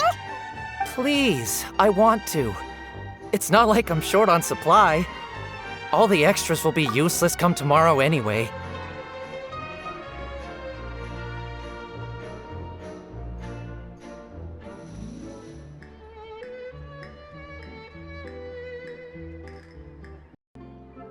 It's my fault, really. I was just trying to bring home some extra mora for the family, but I bit off more than I can chew. I haven't had many takers today, so I'm still swimming in papers. What's going on here? Nothing much. I just ran into your friend here on accident. I should probably get going, actually, so... Hold on. Of course, I'm happy to compensate you with mora, it's just... I don't have any on me at the moment. I'll take 3 papers. Here, your payment. Oh! Thank you for your patronage. May the Archons bless you with good fortune. If only I had the chance to run into such generous customers every day. I should probably just take on a smaller inventory though, right? I'm getting married soon, so sometimes it's hard to not get ahead of myself. Anyway, I should head out. Goodbye! Well, now that my affairs are settled, we should take the boat back to Poisson. We've even acquired some light reading to enjoy along the way. Actually, why don't we stick around for a little longer? Paimon just realized how hungry she is. She can't head back to Poisson on an empty stomach.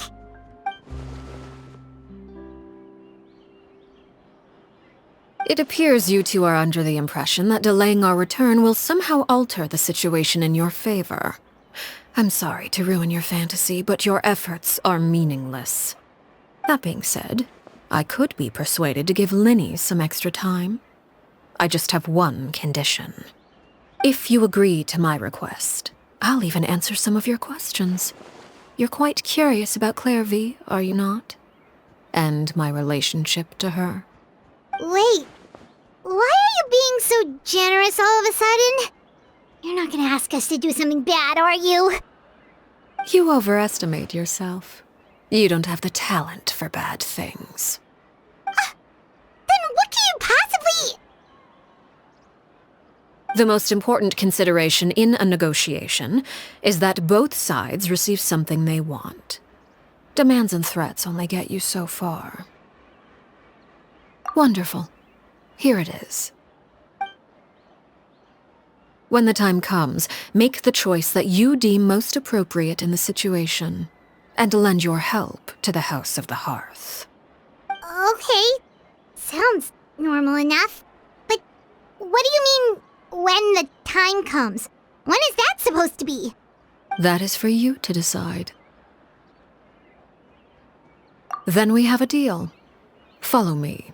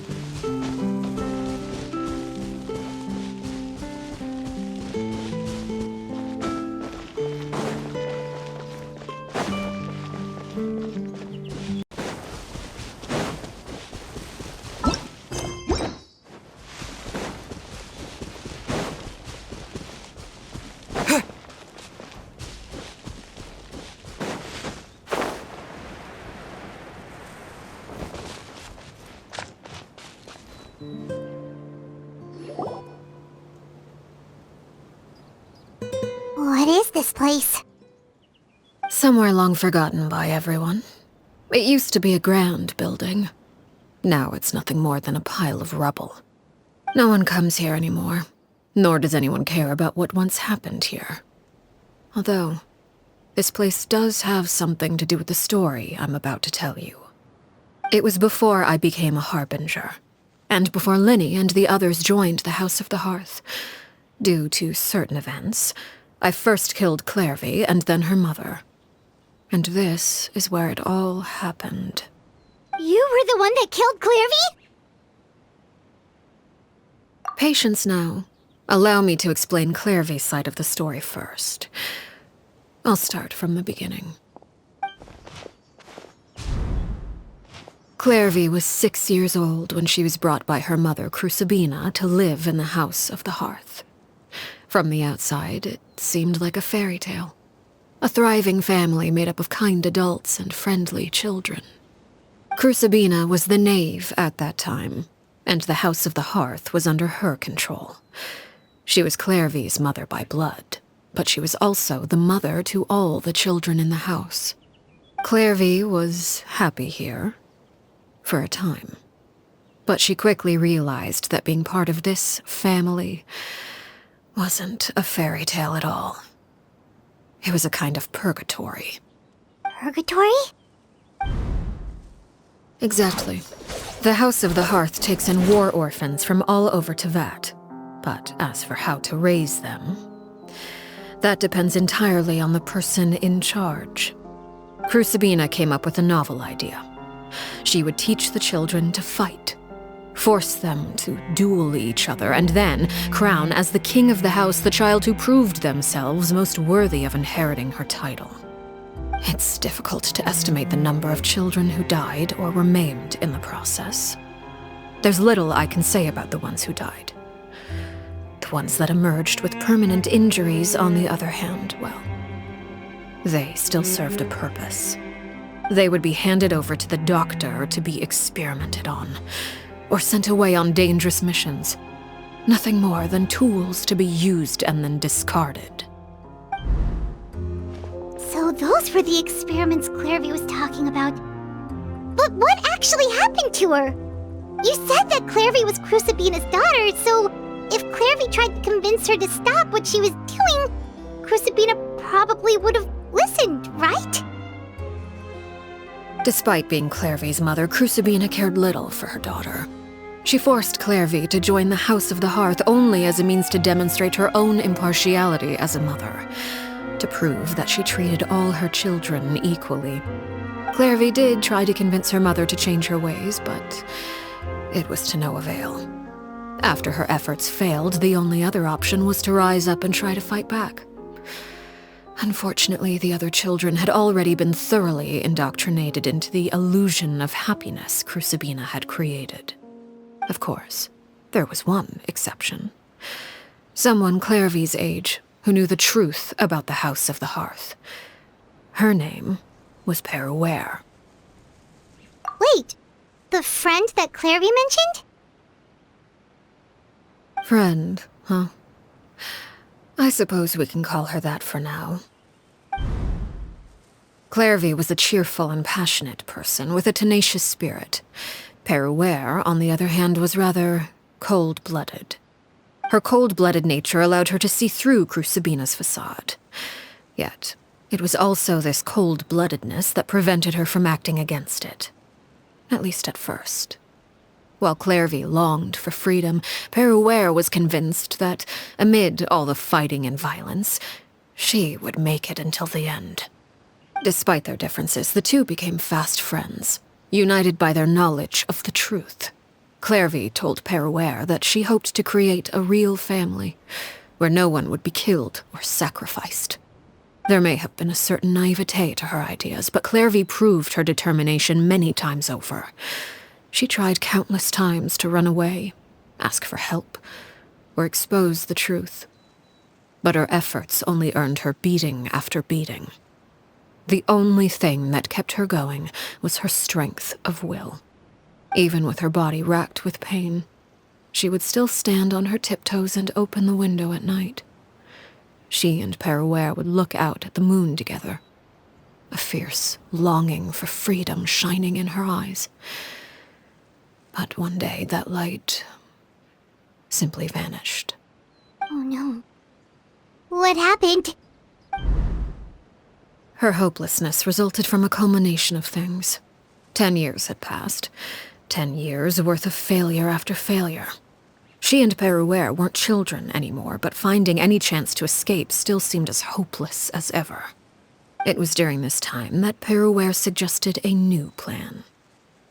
If escaping was out of the question, why not take down the very person sitting on top of this throne of lies? Mother herself.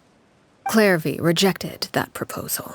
She claimed that, as a famous harbinger, Crucibina possessed an unimaginable amount of power. Trying to kill her would have an incredibly low chance of success.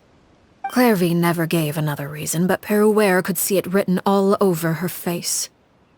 Clairvy still thought of Crucibina as her mother. Killing her own flesh and blood was a line she couldn't bring herself to cross. If she couldn't escape and fight back, then only one option remained. Precisely. Death was the only way that she felt she could be free. It happened during a duel. When she arrived at the dueling ring that day, her partner turned out to be none other than Peruere, the very person that had stood by her side all those years. It was a fierce battle. But ultimately, Clairvy decided to let Peruere end her life. From that moment on, Peruere's journey was one written in flames. When the rain finally came and washed it all away, there she stood, the sole victor in Mother's endless game of slaughter, a trail of corpses strewn across her path to success. It was the very result she had predicted 10 years prior. Even then, she believed she would make it until the end. She wasn't surprised by the fact that she emerged as Mother's undisputed heir. Rather, her success left her with an inexplicable sense of restlessness. She was unsettled.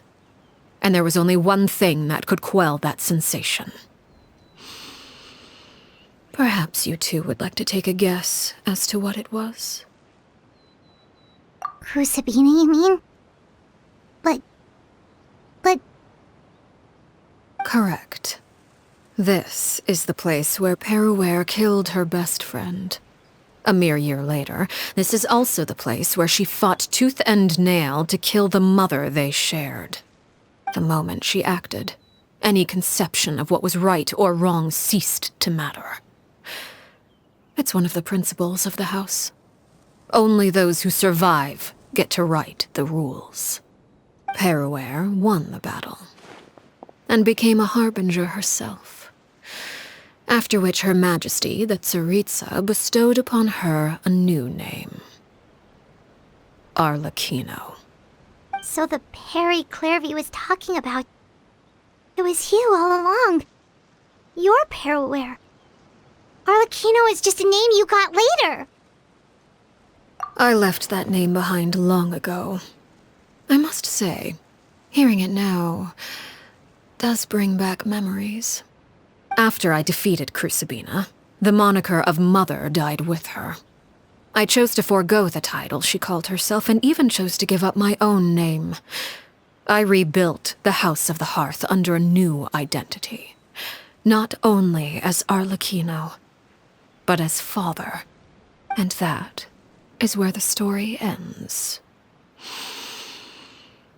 Any more questions? Yeah. Based on what you just told us, Clairvy wasn't a little kid when she was killed. So the Clairvy we met... Was she really a spirit at all? I suppose you could call her an illusion born of flame. Her existence is like ashes to a fire. Something left over in the wake of blaze and ruin. You see, a certain power runs through my veins. It's not unlike a curse. My flames leave behind shadows of anything they consume. Of course, the chances of those shadows morphing into a sentient entity are exceedingly slim. Clairvy is a very special case. Clairvy died when she was 16 years old, but what emerged from the flames was her 6-year-old self. Her appearance wasn't the only thing affected. Most of her memories were lost to the blaze as well. Memory is a mysterious thing indeed. Losing a portion of your memories will alter your sense of self. Lose 10 years' worth, however, and it would be like living in the past. Like returning to a version of yourself that never grew up. No wonder Paimon got such a weird feeling when we were talking to her. Perhaps I should put it this way. Clairvy is someone trapped in time. It may seem like she exists with us in the present, but she truly lives in the confines of her own past. So if all of that is true, then you must have known about Clairvy for a long time. Indeed. She's a rather volatile and unstable entity. Sometimes she would look after the children. She's even saved some of their lives. But Other times, she would hide from me and become obsessed with revealing the truth about the house to anyone who will listen. Shadows don't have the capacity to learn or grow. Any new information they encounter is quickly forgotten over time. Your attempts to expose Clairvy to sunlight. They failed, yes. The reason is actually quite simple. In Clairvy's mind, the house is impossible to escape, and it is this very perception that traps her there. But no matter. All I have to do is kill her again, and all will be resolved. I don't anticipate so much as a single speck of ash will be left behind this time. Wait! I can understand why you might want her gone, but isn't there another way? So what if she's trapped in her 6-year-old self? She's still your friend! At least talk to her first! It's too late for that. She broke the rules, and now she must be punished. That goes for Filial and Nantoy as well. She's had quite the effect on them. I hope you understand the difference between Crucibina and myself lies in our formulation of the rules, not our policy for enforcing them. Upholding the rules without question is a trait we both share, because that is how a household should be run. Is this really what you want to do? Whatever could you mean? Don't you want to say a proper goodbye at least?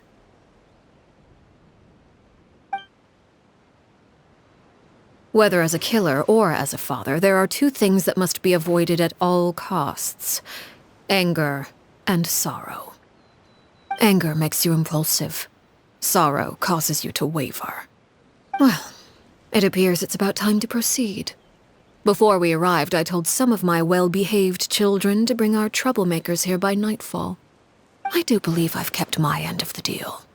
I gave your friends quite a bit more time. As for what happens now, we'll just have to wait and see.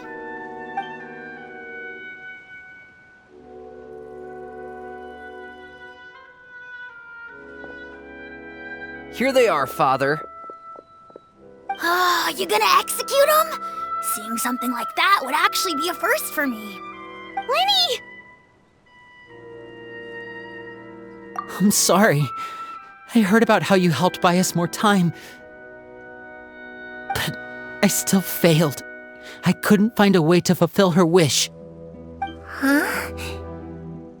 Are you... Perry? Indeed, it's been a while, Clairvy. Perry! Shh, stay right there. I'm sorry to postpone our reunion, but first I believe certain scores need settling.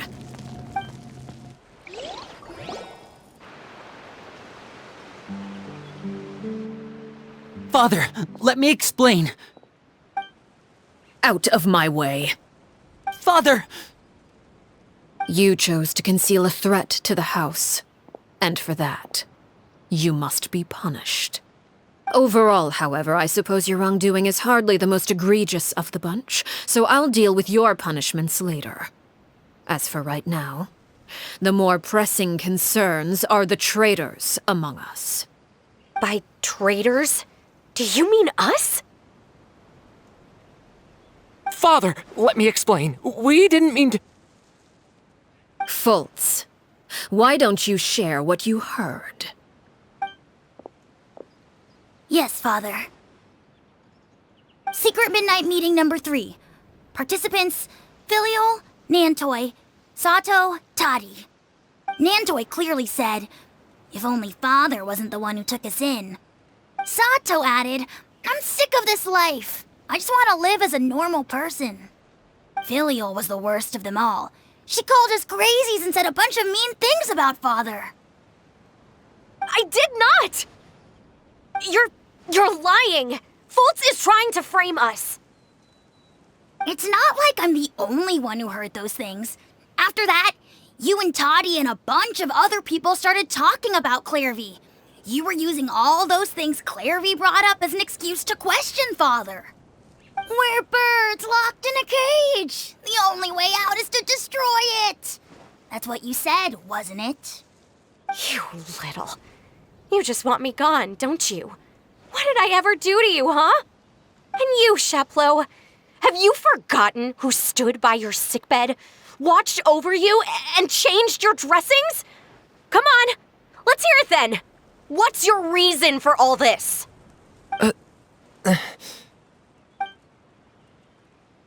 You're wrong, Filial. We don't want you to die. You're our family. Liar. You wouldn't be doing this if that were the case. So why? Why have you backed us into a corner? We all live in the House of the Hearth. You know the type of work we do, Filial. A single betrayal can cost dozens of us our lives. It's not like it's never happened before. That kind of thing is hard to forget.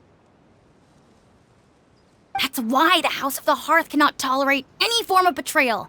Ever since we came to Poisson, you've had 7 secret meetings. A lot of the things you talked about really crossed the line. You've been spying on us for half a month? Wait a second. Now that I think about it, the move to Poisson was just a way to make it easier to spy on us, wasn't it? Because we were all in one place. You've had this planned all along. Filial, Nantoy, I'm sorry. I owe you both my life. I owe Clairvy too. If it weren't for all your help after I got poisoned, I wouldn't be standing here today. If this were any other situation, I would do anything to repay that kindness, even if it cost me my life. But rules are rules. I'm sorry. My hands are tied. Why? Why? That's enough, Filial. We made a mistake, and we should own up to it. We broke the rules, plain and simple. And now we have to face the consequences. I'm sorry, Chaplot. Fultz. I'm sorry, Father. We accept our punishment. Chaplot, according to the rules of the House of the Hearth, how should these traitors be punished? All those who betray the house pay with their lives. And so it shall be.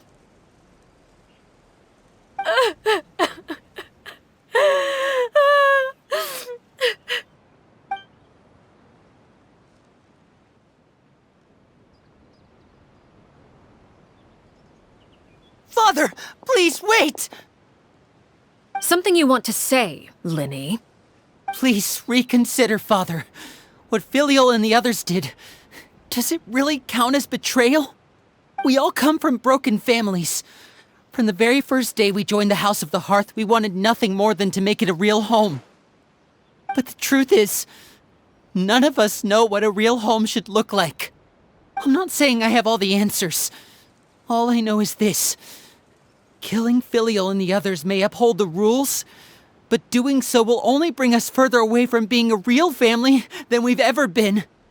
So please, Father, please reconsider. I agree with Linny. Father, please. Linny, you...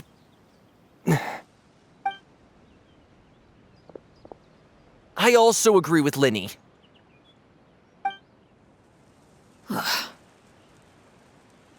An order once given cannot be rescinded. However, given the extent of your determination, I suppose we shall have to go about this a different way. Draw your weapons and face me. Our weapons? Father, are you referring to a duel? Precisely. The rules of the house will not be altered. Traitors must be punished. However, resolving disputes with a duel is also one of our rules, one that also applies to me. Demonstrate a sufficient showing of strength, and I shall offer a concession. Wait. Beat Father in a duel? Impossible. Father is way too strong, even for Lenny.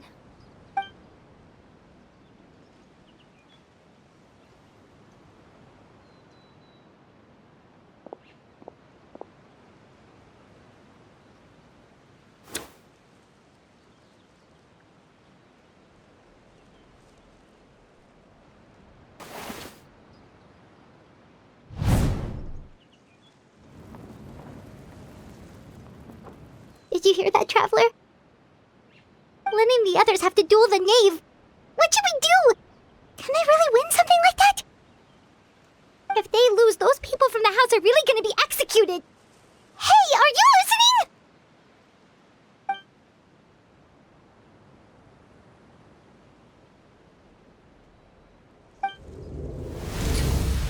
Don't you want to say a proper goodbye at least?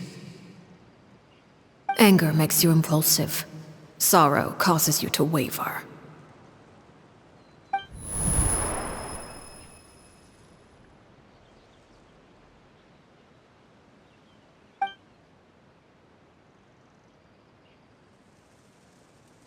Oh.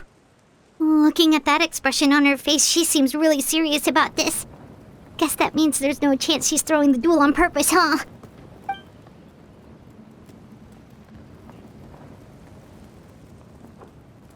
When guests are around, families are often on their best behavior. And any disputes are less likely to escalate. When the time comes, make the choice that you deem most appropriate in the situation, and lend your help to the House of the Hearth. What's wrong, Traveler? Hey, where are you going? Traveler? You're asking to join the duel against the knave? I'll allow it. We do have a ready-made dueling ring at our disposal, after all. All I would advise is this. Keep a firm grasp on your weapon, and give it your all. Any less, and you may just lose your life.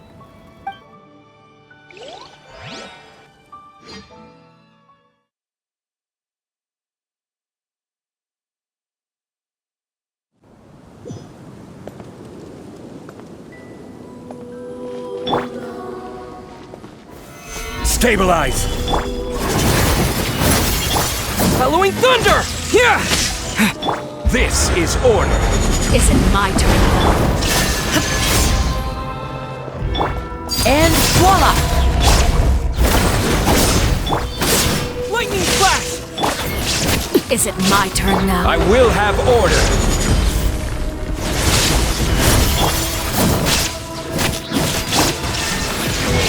To oblivion! With these rising flames! Over here! Now that's more like it. With the fall of darkness, Solidify! Destruction shall rise. Have a taste of purgatory. Yeah! Get in gear! With these rising flames!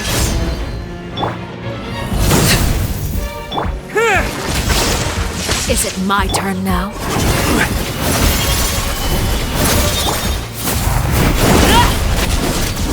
Watch out for Father's movements!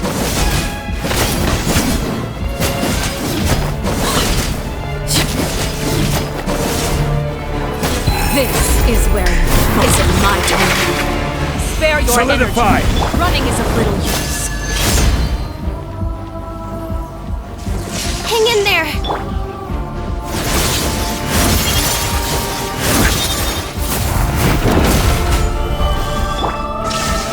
Inazuma shines eternal! Closer now. Not bad. You've proven to be a worthy man to draw my blade. Then...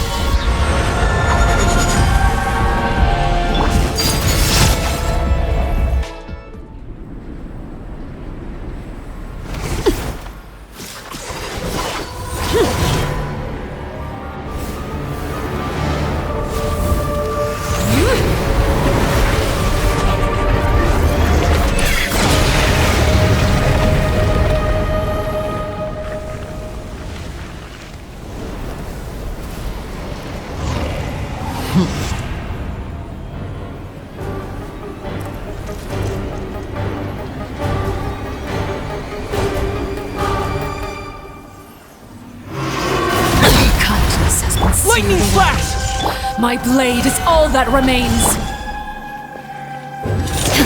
There is no escape. Overruled. Now's our chance! Over here! Now you shall perish.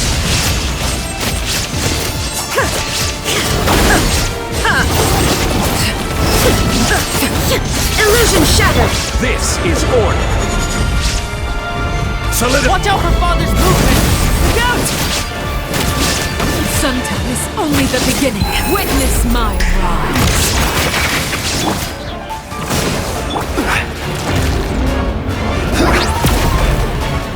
Stabilize. Laid bare. Now's our chance! Over here. Sundown is only the beginning.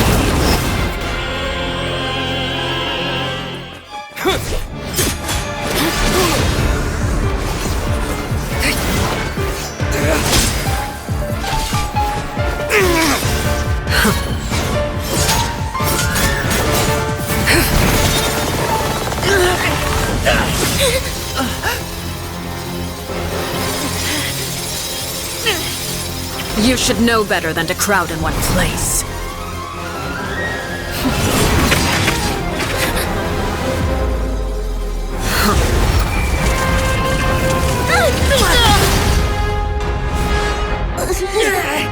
Oh, I know. No! I'm sorry, Father!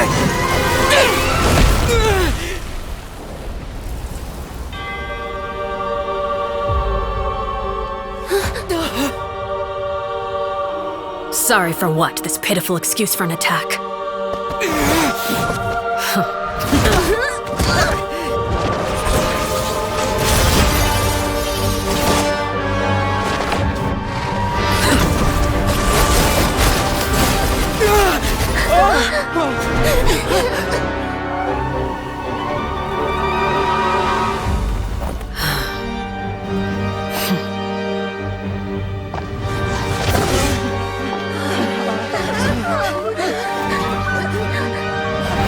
Father, no!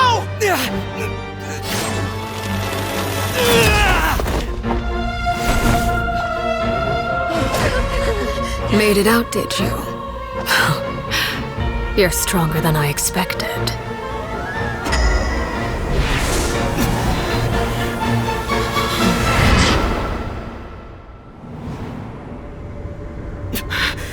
A crimson moon? I can't move.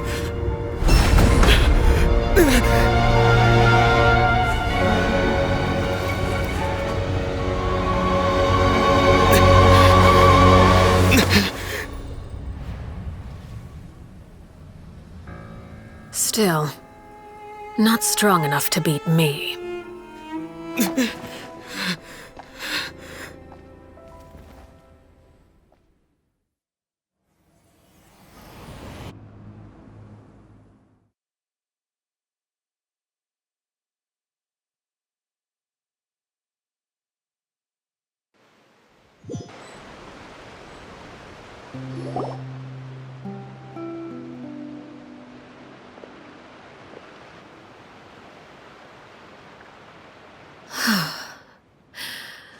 I believe we can end things here.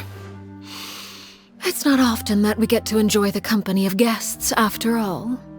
We wouldn't want things to get too out of hand. Brother, are you all right? Linny. Given that I am the victor of this duel, as agreed, the punishment stands. No! I never thought things would end like this. However, everyone involved in the duel demonstrated a remarkable level of strength and determination. In light of this, I'm prepared to change the method of execution. Elwar, the bottled flames I gave you for safekeeping. Do you still have them? Yes? I wasn't sure what they were for, but I've kept them super safe. I didn't lose a single one. Wonderful. Then, in just a moment, I'll have you administer them. Bottled flames? Indeed. They're the product of a secret experiment.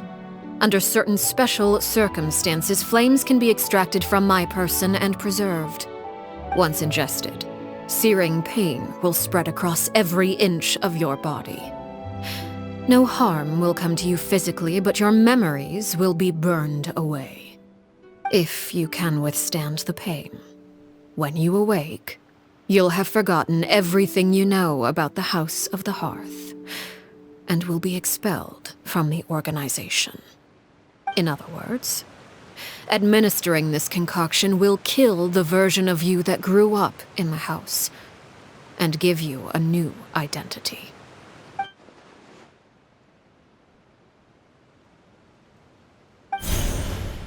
Memory is a mysterious thing indeed. Losing a portion of your memories will alter your sense of self.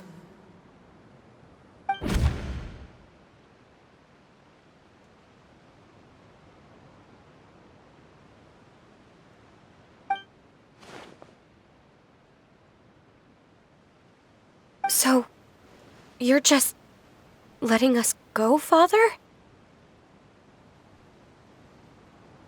You misunderstand. Memories are extremely important. Once consumed by flame, the version of you standing before me will die, and our secrets will die with you.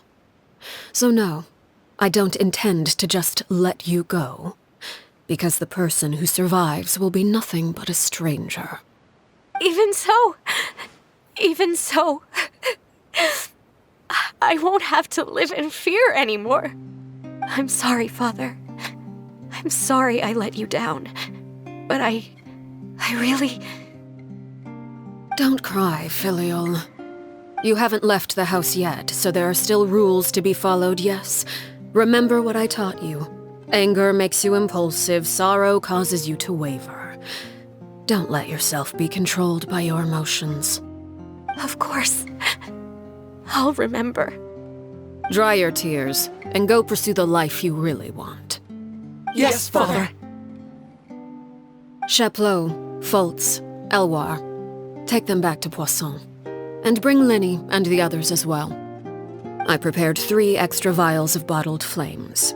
As for whether to take them, the choice is yours.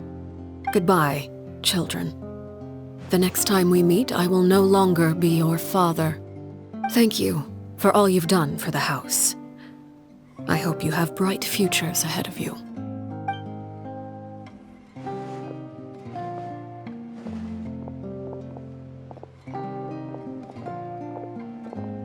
Father.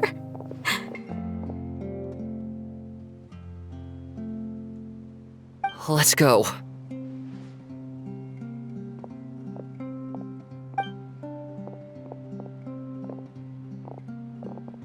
Here, grab my arm, Linny.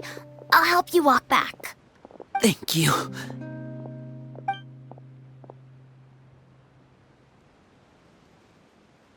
Clairvy.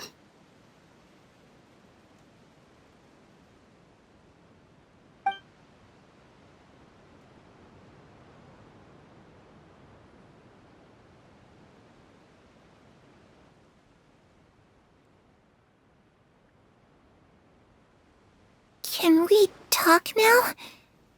I've been waiting for a super long time. You really are Perry, aren't you? I haven't seen you in so long. How come you're all grown up? Wait, did I somehow travel to the future on accident? Or am I dreaming? What a long dream. Neither. You died, Clairvy. That's what happened. You could have at least sugarcoated it a little. Look, she's so speechless. Oh. Okay then. Huh? That's it? You accepted it just like that? Yep. If that's what Perry says happened, then I believe her. Perry wouldn't lie to me. Plus, I don't really need to know why I'm like this. I'm more curious about what happens in the future. If you're a harbinger now, Perry, that means Mother is gone, isn't she? Can you tell me about it?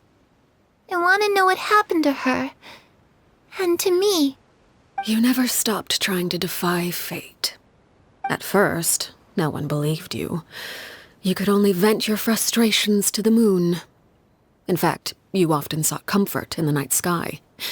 You wanted to see the aurora, so one night we promised each other we would go to Snezhnaya to see it together.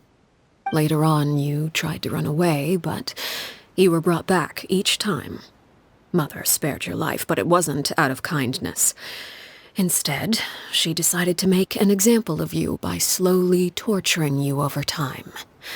That way, the other children would know what happens to traitors. Still, you never gave up. Mother hoped that through ruthless duel after ruthless duel, she would be able to crown an ultimate victor among the children she raised. But you called on everyone to unite, to fight to a draw in order to reduce casualties. Your efforts may have only delayed the inevitable, but still. You gave them hope.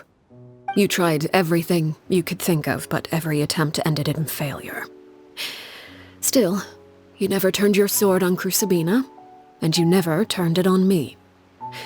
On that gloomy day, you told me, "For the last 16 years of my life, I've done everything I can to fight for freedom. But now, I realize that the only freedom I truly possess is the freedom to choose to die." I never imagined I would say something like that. I must have been feeling really worn down. But somehow, I still think I understand. According to Mother's plan, only one of us was going to make it until the end. And I always hoped that person would be you. If I could do it all over again, I still don't think I would make a different choice. Even when I first met you, I knew you'd be able to do what I couldn't. Is that so? Even now, I'm not sure I truly understand what kind of freedom you were trying to pursue. But as the head of the House of the Hearth and as the children's father, I've tried to give them the most basic of freedoms. The freedom to choose their own fate. It's something I discussed with the Iudex of Fontaine. The children who want to leave the house will have their memories wiped clean of all secrets pertaining to the organization. In return, they will be allowed to live a normal life in Fontaine without being prosecuted for their past. Of course, I won't simply hand freedom to them on a silver platter. They have to fight for it and prove themselves worthy of it. Only freedom that is earned has true value. That's more than enough. That's exactly the kind of life I was fighting for.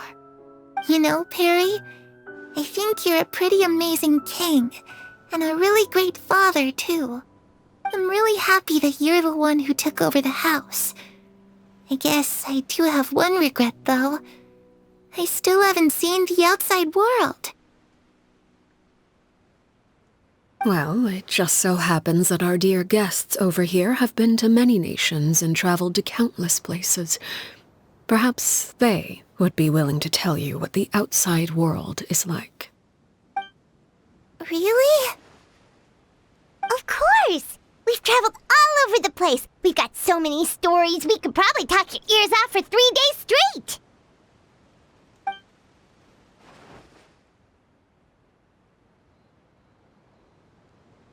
You know, I used to dream of being a bard. Playing the lute while singing into the winds of freedom. Even if there was no one there to listen, I would have continued to sing no matter what. Ah, that's where Mora comes from. I never knew that before. If I had some Mora, I would buy 3 new dresses. One for me, one for Perry, and one for Mother. It's just too bad Perry doesn't like wearing dresses. And Mother, well, she probably wouldn't accept something like that either. I guess I'd just have to keep them all for me then. I could wear a different one every day.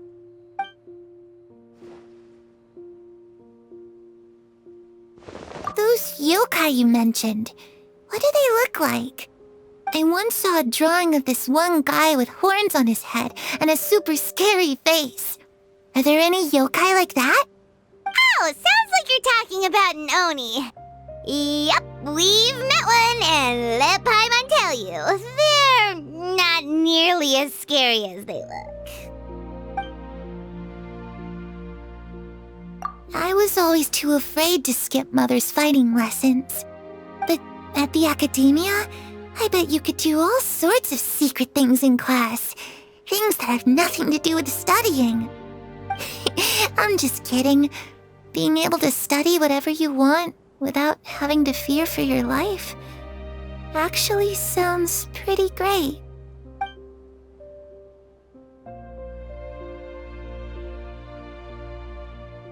The situation was super dangerous. Lenny and Lynette were accused of committing a crime, and they were going to have to stand trial at the Opera Epicles.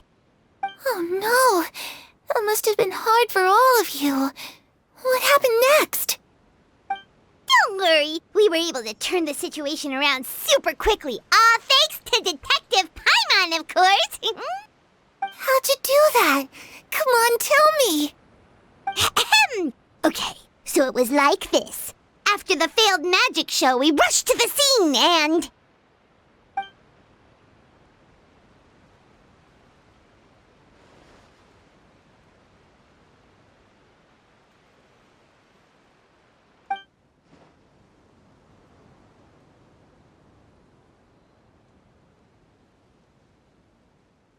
Shadows don't have the capacity to learn or grow.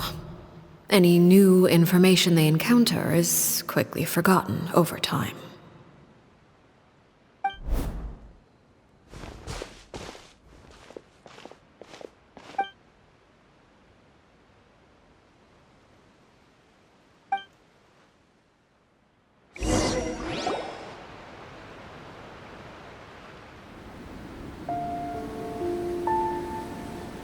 Clairvy, you've worked tirelessly from the shadows to overthrow the House of the Hearth.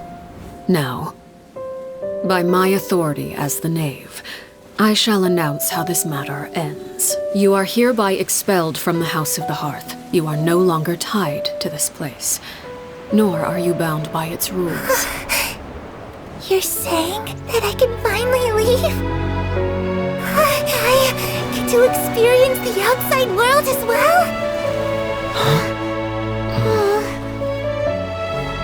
Oh, I almost forgot.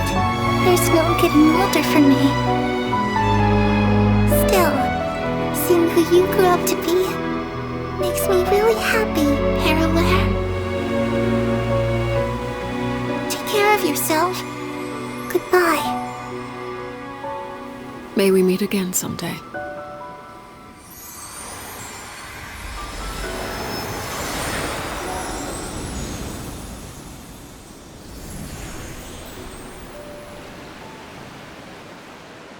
Clairvy. She left so soon. Paimon didn't even get to finish her story. I also have certain sentiments left unsaid. I wanted to tell her that the aurora I saw in Snezhnaya was just as beautiful as the ones in the pictures. But a shadow's memories reset at dawn. Had we delayed any longer, we wouldn't have had the time to say goodbye. Whatever regrets may linger, let them be lost to the coming of a new day. Father? It's Linny! Hey, Linny!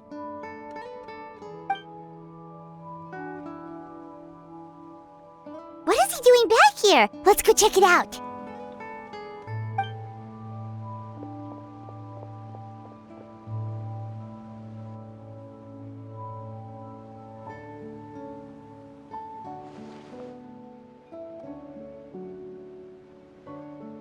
Father, the bottled flames have been administered.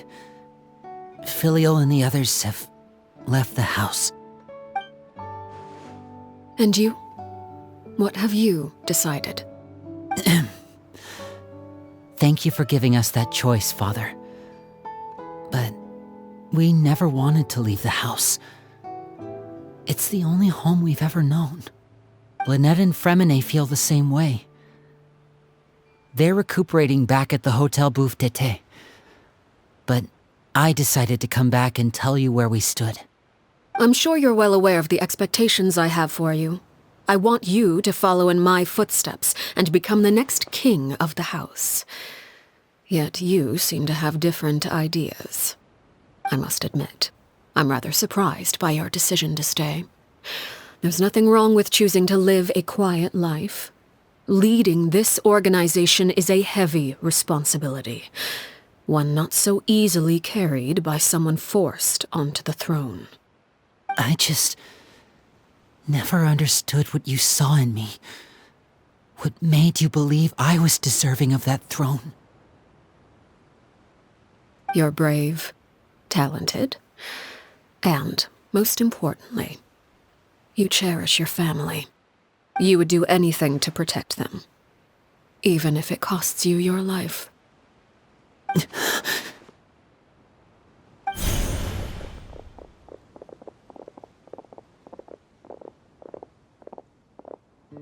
Speaking up back there was so brave of you, Linny. It's all thanks to you that we were able to convince Father to back down. You're a hero, Linny. Hero. Father is the real hero.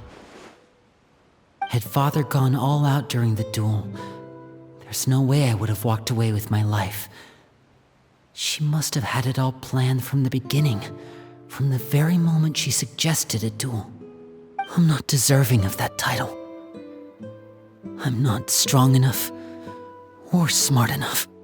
You're wrong.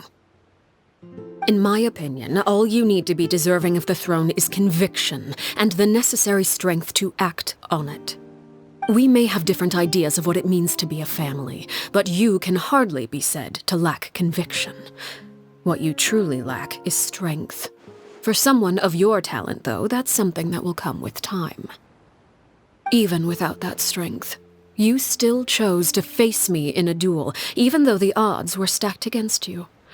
That capacity to honor your convictions is what I truly see in you. Father.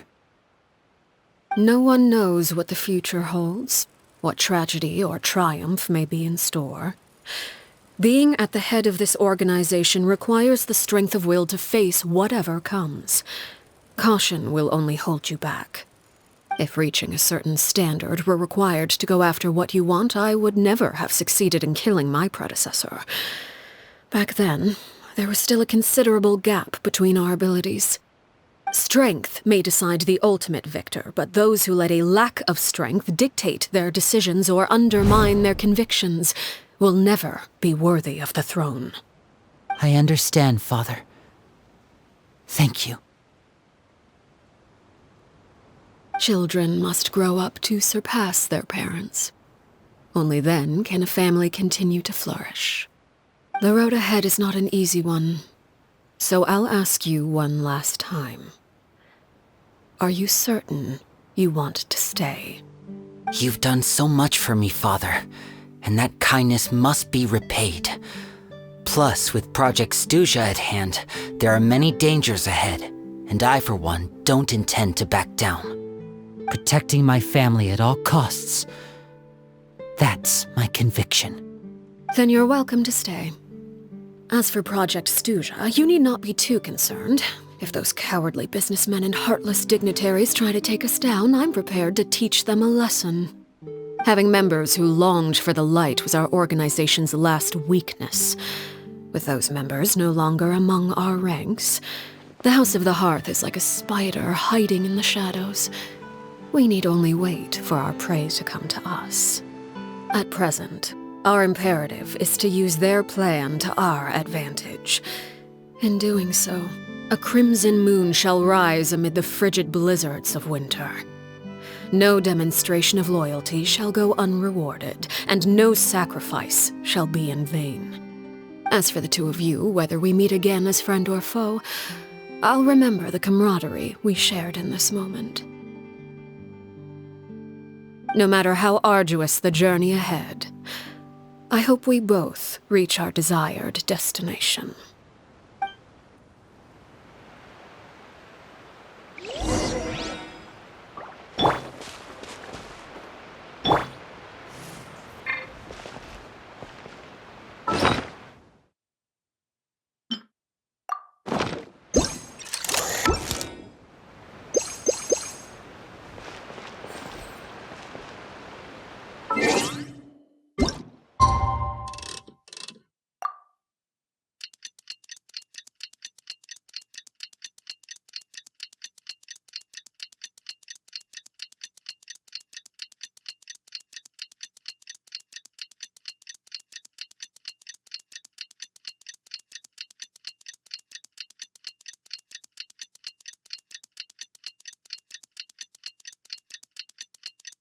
Didn't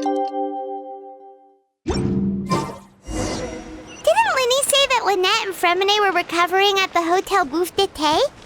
Oh, Paimon wonders how they're doing. Maybe we should go check on them.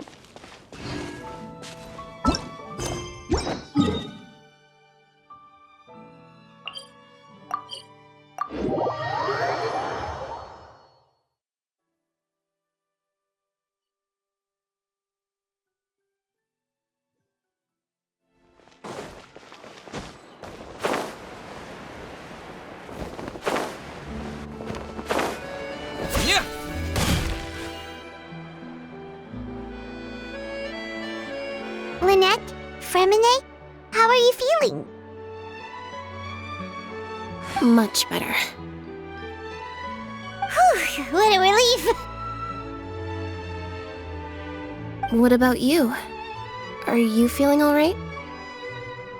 I knew you'd come out unscathed. Us, on the other hand, well, we've been bedridden for 2 days. I couldn't even turn over. Oh, and I wanted to ask, is Clairvy gone? Linny and the other members have left Poisson and returned to the House of the Hearth. According to him, there haven't been any more sightings of a spirit roaming the house.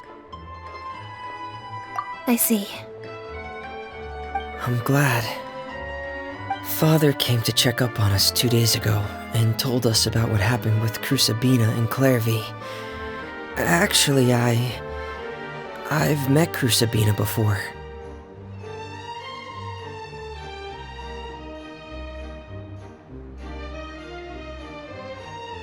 Wait, what?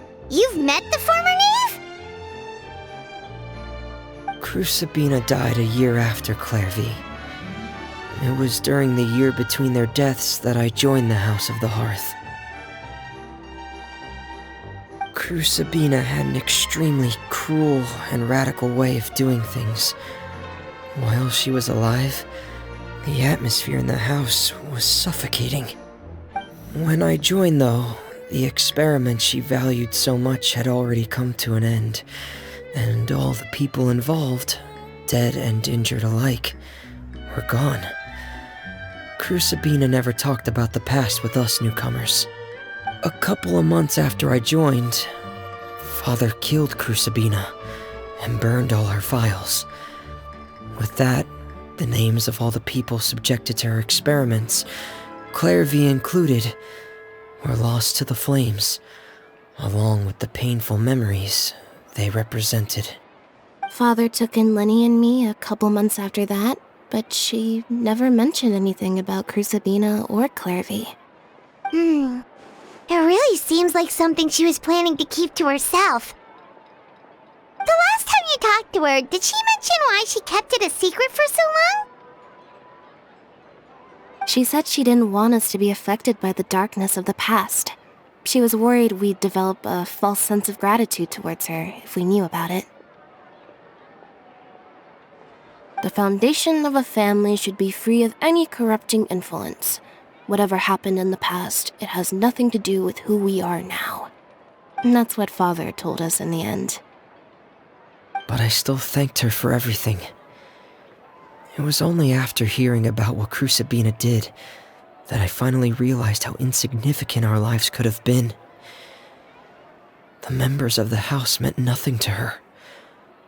To say that she valued them in any way, even just as a tool, would probably be giving her too much credit.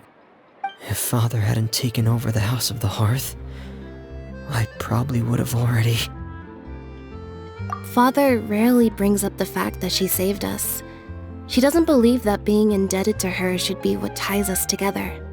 But even if we didn't owe her anything, we would still choose to stay. Because this is our home. We may have arguments or times when we feel wronged. Some people may even choose to leave. But as long as Father is here, we will always have a home. Whether the path before us is bathed in sunlight or shrouded in shadow, we'll follow Father wherever she chooses to go. So I wanted to say thank you for helping us make it through this crisis. Without your help, we could have lost a lot more along the way. Oh, we didn't do anything, really.